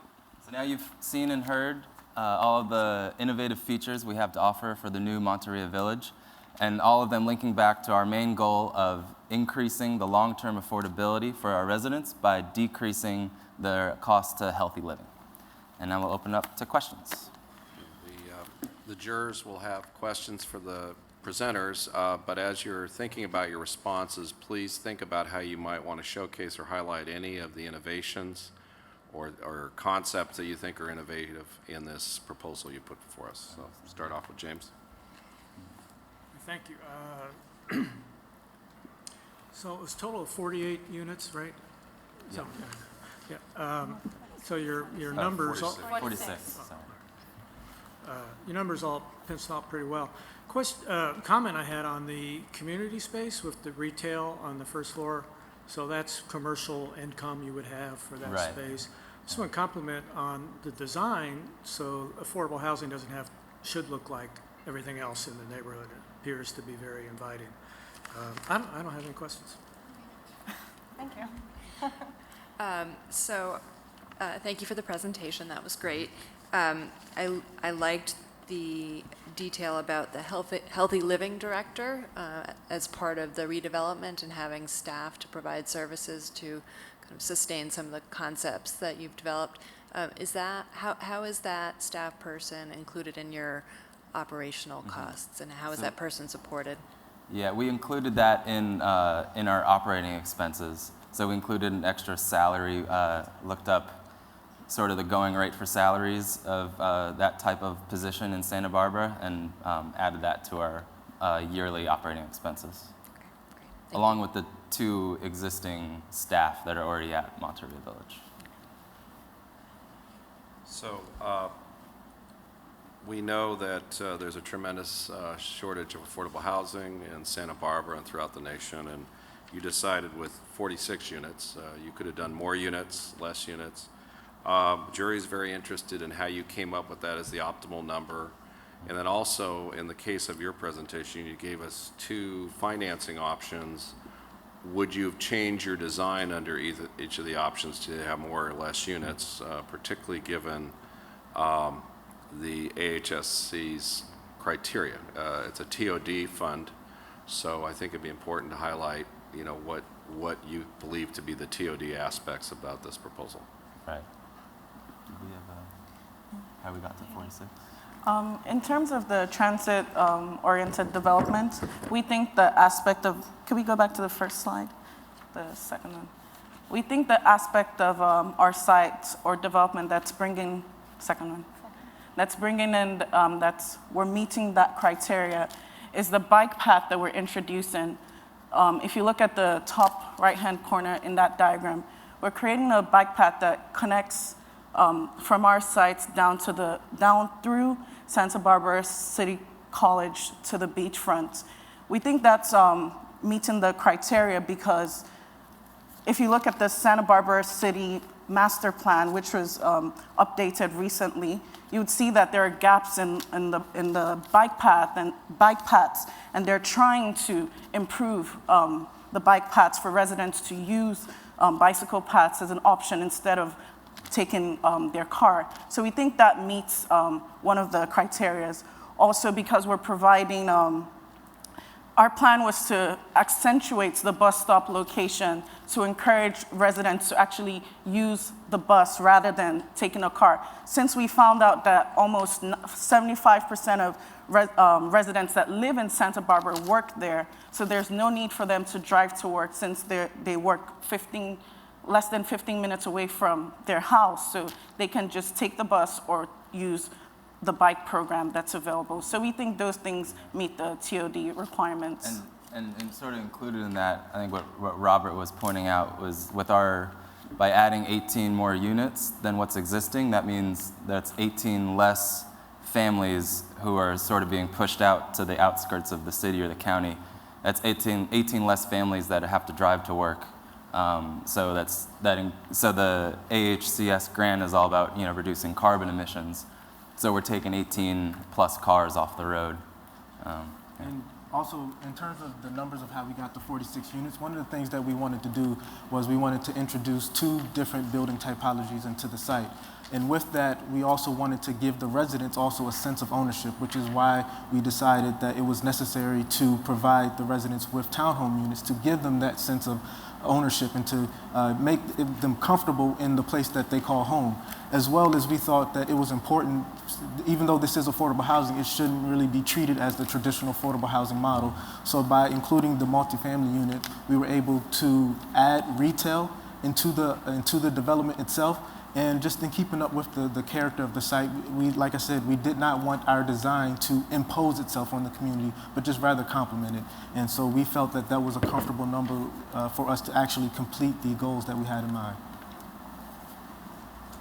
Thank you for your presentation. A couple of questions. Could you tell me how much of the ground floor of the corner building is for the Family Opportunity Center and how much of it is for the co-op and for the retail portion? Yeah, keep going. So, one more. In terms of square footage? Yeah, or maybe just you could show where it is? Yeah, you can just show me on the screen. That's fine. Okay, so I can point to that. So if you look right here where it says private, where it's highlighted as a private space, so that would be the Family Opportunity Center. And everywhere that's highlighted as the public is the more retail aspect of the development. So we have the bike station here, the coffee shop at the corner, and the food co-op where they would be able to sell some of the produce that they grow. And then we've also included this gym to add to that healthy lifestyle aspect, to give them an option to exercise and become physically active even in an affordable housing development. Great. And so which are the portions that there's some income to be realized from? The growing, yes. Does anyone talk about that? The coffee shop and the co-op? Yeah. Yeah, so we included in our gross potential rent, we've included retail income coming from, so we've structured it so we'll just be leasing the space. So, and we've structured it so we're offering below market rents to kind of attract some of the local businesses in there. So right, it would just be a local coffee shop moving in, food co-op coming in, and the Santa Barbara bike station would just be moving in there. Great. And then I think on your financing page, you had a total development, let's see, what was your total, okay, your total hard cost per unit is $242. Okay. Okay, great. Per unit. Per unit, yeah. And I'm curious about your, maybe you could talk again about the decision about the parking spaces. Did you see a trade-off between the site area for the parking and potential density? So with the parking spaces, it was something that we went back and forth on, and we just believed that to introduce more parking spaces into the site than what was required would contradict what we're trying to do, and that's create a healthy, sustainable community. And so one of the things that we did within the programs that we implemented was to also introduce the residents to new sustainable ways of transporting and navigating through the city, and really try to get at the heart of the issue is that it's a cultural thing. And so if we can begin to change the way that the residents understand sustainable transportation and provide them with the opportunities to access that, then that can begin to change the culture and shift it from something that's a car-centric culture to something that's more sustainable, more healthy. Great, thank you. Tom, you got the final question. I commend you on the rooftop usage. Absolutely wonderful. Very, very clean, very nice. Thank you very much. My question would be, in the community center and the retail, was it ever thought of that the retail would be entrepreneurial piece for the residents, that they would have that themselves as opposed to you bringing in outside sources and just renting out to them? So with the food co-op, we actually give the residents the opportunity to grow their own produce and then sell it at the food co-op itself. And one of the things that we wanted to do was to have sustainable initiatives that the residents themselves can begin to adopt. So rather than lining the defensible space of their backyards with traditional fencing, we decided to provide them with pallet walls, which will enable them to grow their own produce as well as use the existing community garden on site so that they can get that entrepreneurial aspect and sell that, not only have sustainable and healthy food for themselves to eat, but also think about ways that they can generate income for their families. And the fish pond was very clever. Who stocks that? Who stocks your fish pond? So that's also that falls under the Healthy Living Director's role. We thought it would. We thought it was gonna be too much or too messy to just have everybody, take a hand in that, because you're dealing with fish and it's a kind of a complex system. So that's her role to take care of that. With that, we want to thank you for a wonderful presentation. Thank you.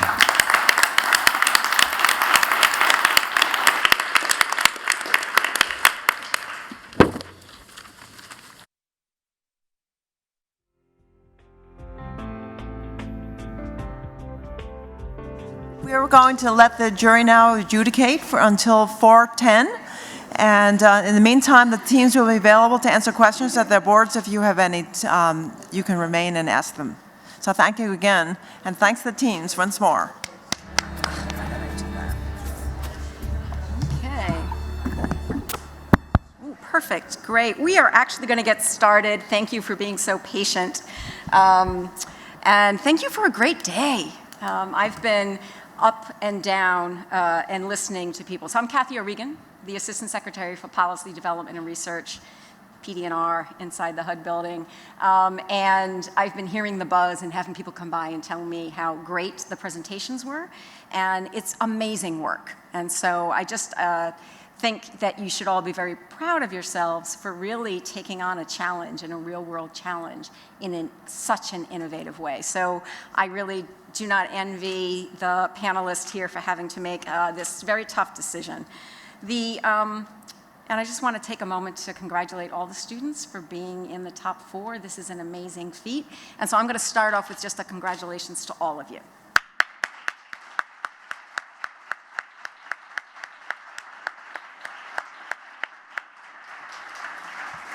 And so my main job today, I've been the one to open the envelopes and congratulate in the past, but I've been luckily trumped.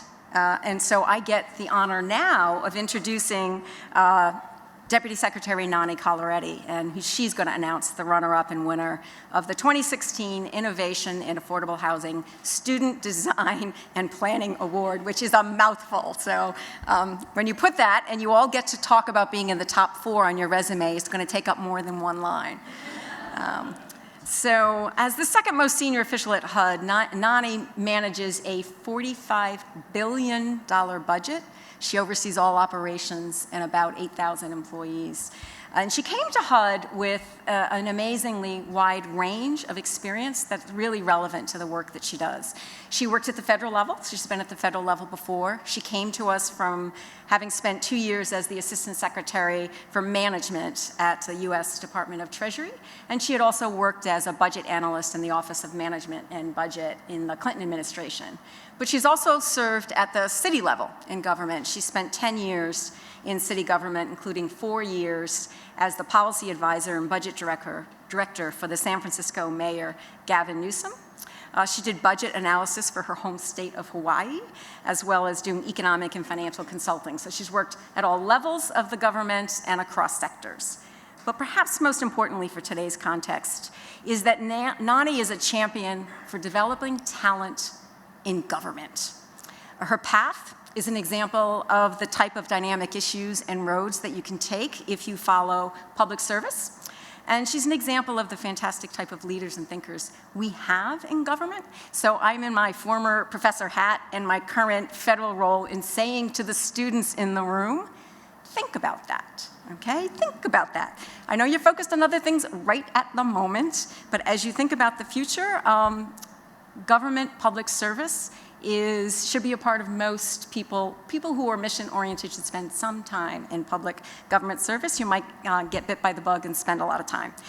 So with that in the back of your mind to come back to tomorrow, please join me in welcoming Nani to the stage for the awards.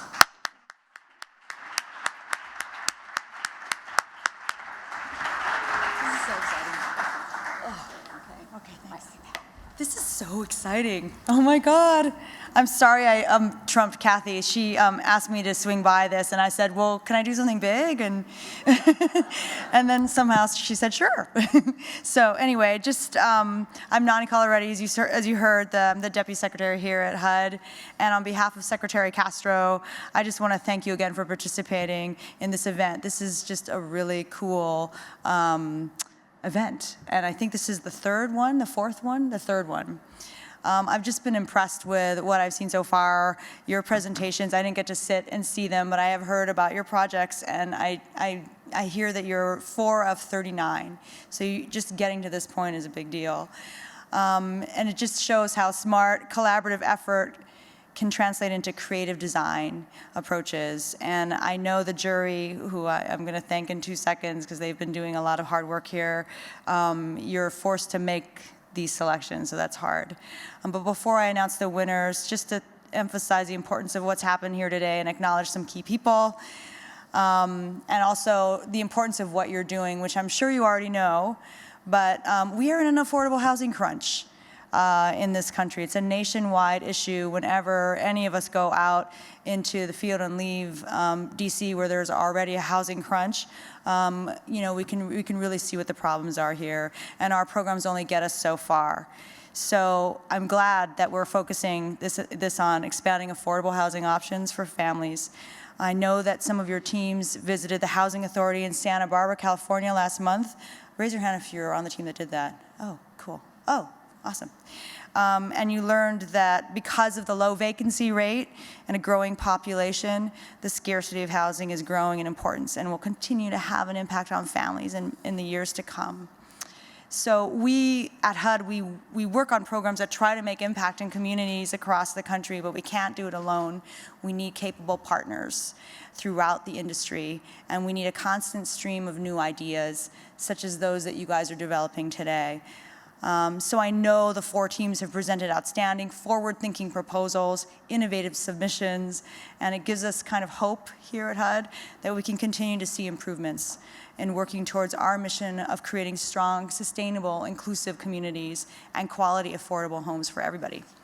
So thanks for working on this. And even if you don't win, you're in the top 4, so just kind of continue along anyway with your project. So there are many who made today possible. Office of Policy Development and Research, Kathy, such a great head of this office. Thank you for creating and continuing to host this competition. And I want to thank our partner for this year's competition, Rob Pearson, the Executive Director and CEO, and Skip, I'm going to mess this name up, Szymanski. You got the Deputy Executive Director. Did I get it right? Close. Oh, close enough. No one ever gets my name right. So wait, so you're here, Skip, and is Rob here too? Oh, you're Rob, and is Skip here too? Oh, okay. So that's good. I mispronounced his name. He's not here. Okay, shh. Okay. But Skip is also the Deputy Executive Director of the Housing Authority of the City of Santa Barbara, I guess where you visited, and all the staff. And if you met them, I'm sure you know they welcomed you with open arms during your March visit. So thank you. Thank you for being helpful. And I want to thank our jurors, and I hope I get all of your names right. So there's Eliza Edelsberg-Data, James Bowman, Ann Torney, Thomas Vaccaro, and our head juror, Micro Ruan. Did I get that right? Yep. Awesome. Thank you. I appreciate you lending your time, your insight, your expertise to this competition. And then the real stars of today's events, and if you're here, I want you to raise your hand and wave it really high. University of Kansas. Awesome. University of Maryland at College Park. Yay. University of Texas at Austin. That's great. And then Harvard. Harvard University is here. Okay. So thank you for your ideas, your enthusiasm, and to your faculty advisors for their support. So now it's time to move to the awards ceremony. And as you know, these decisions were made just a few minutes ago, or maybe more than a few minutes ago since we're running a little bit late, but it is hot off the presses. So I want to ask for the first envelope, which will give me the name of the runner-up. So I don't know. Oh, hey, Mike. Thank you.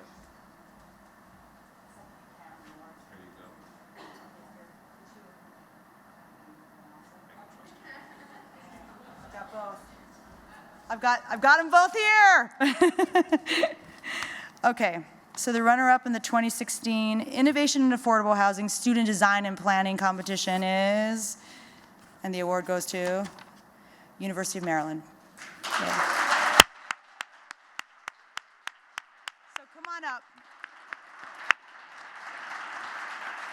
Fantastic.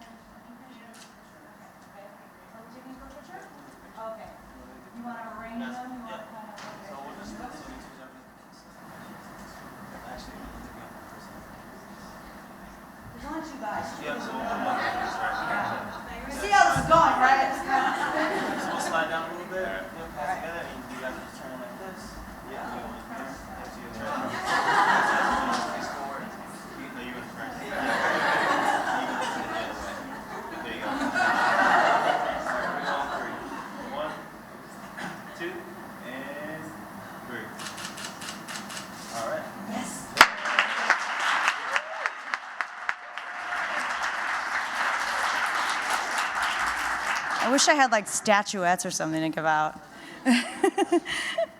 All right, so this is the winner of the 2016 competition. So that is going to be University of Texas at Austin.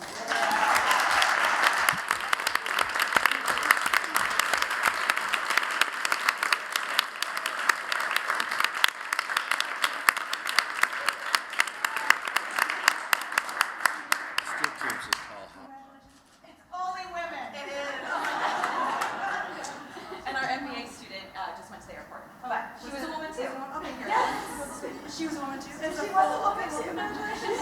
You did it. Okay. One, two, and three. All right. Thank you.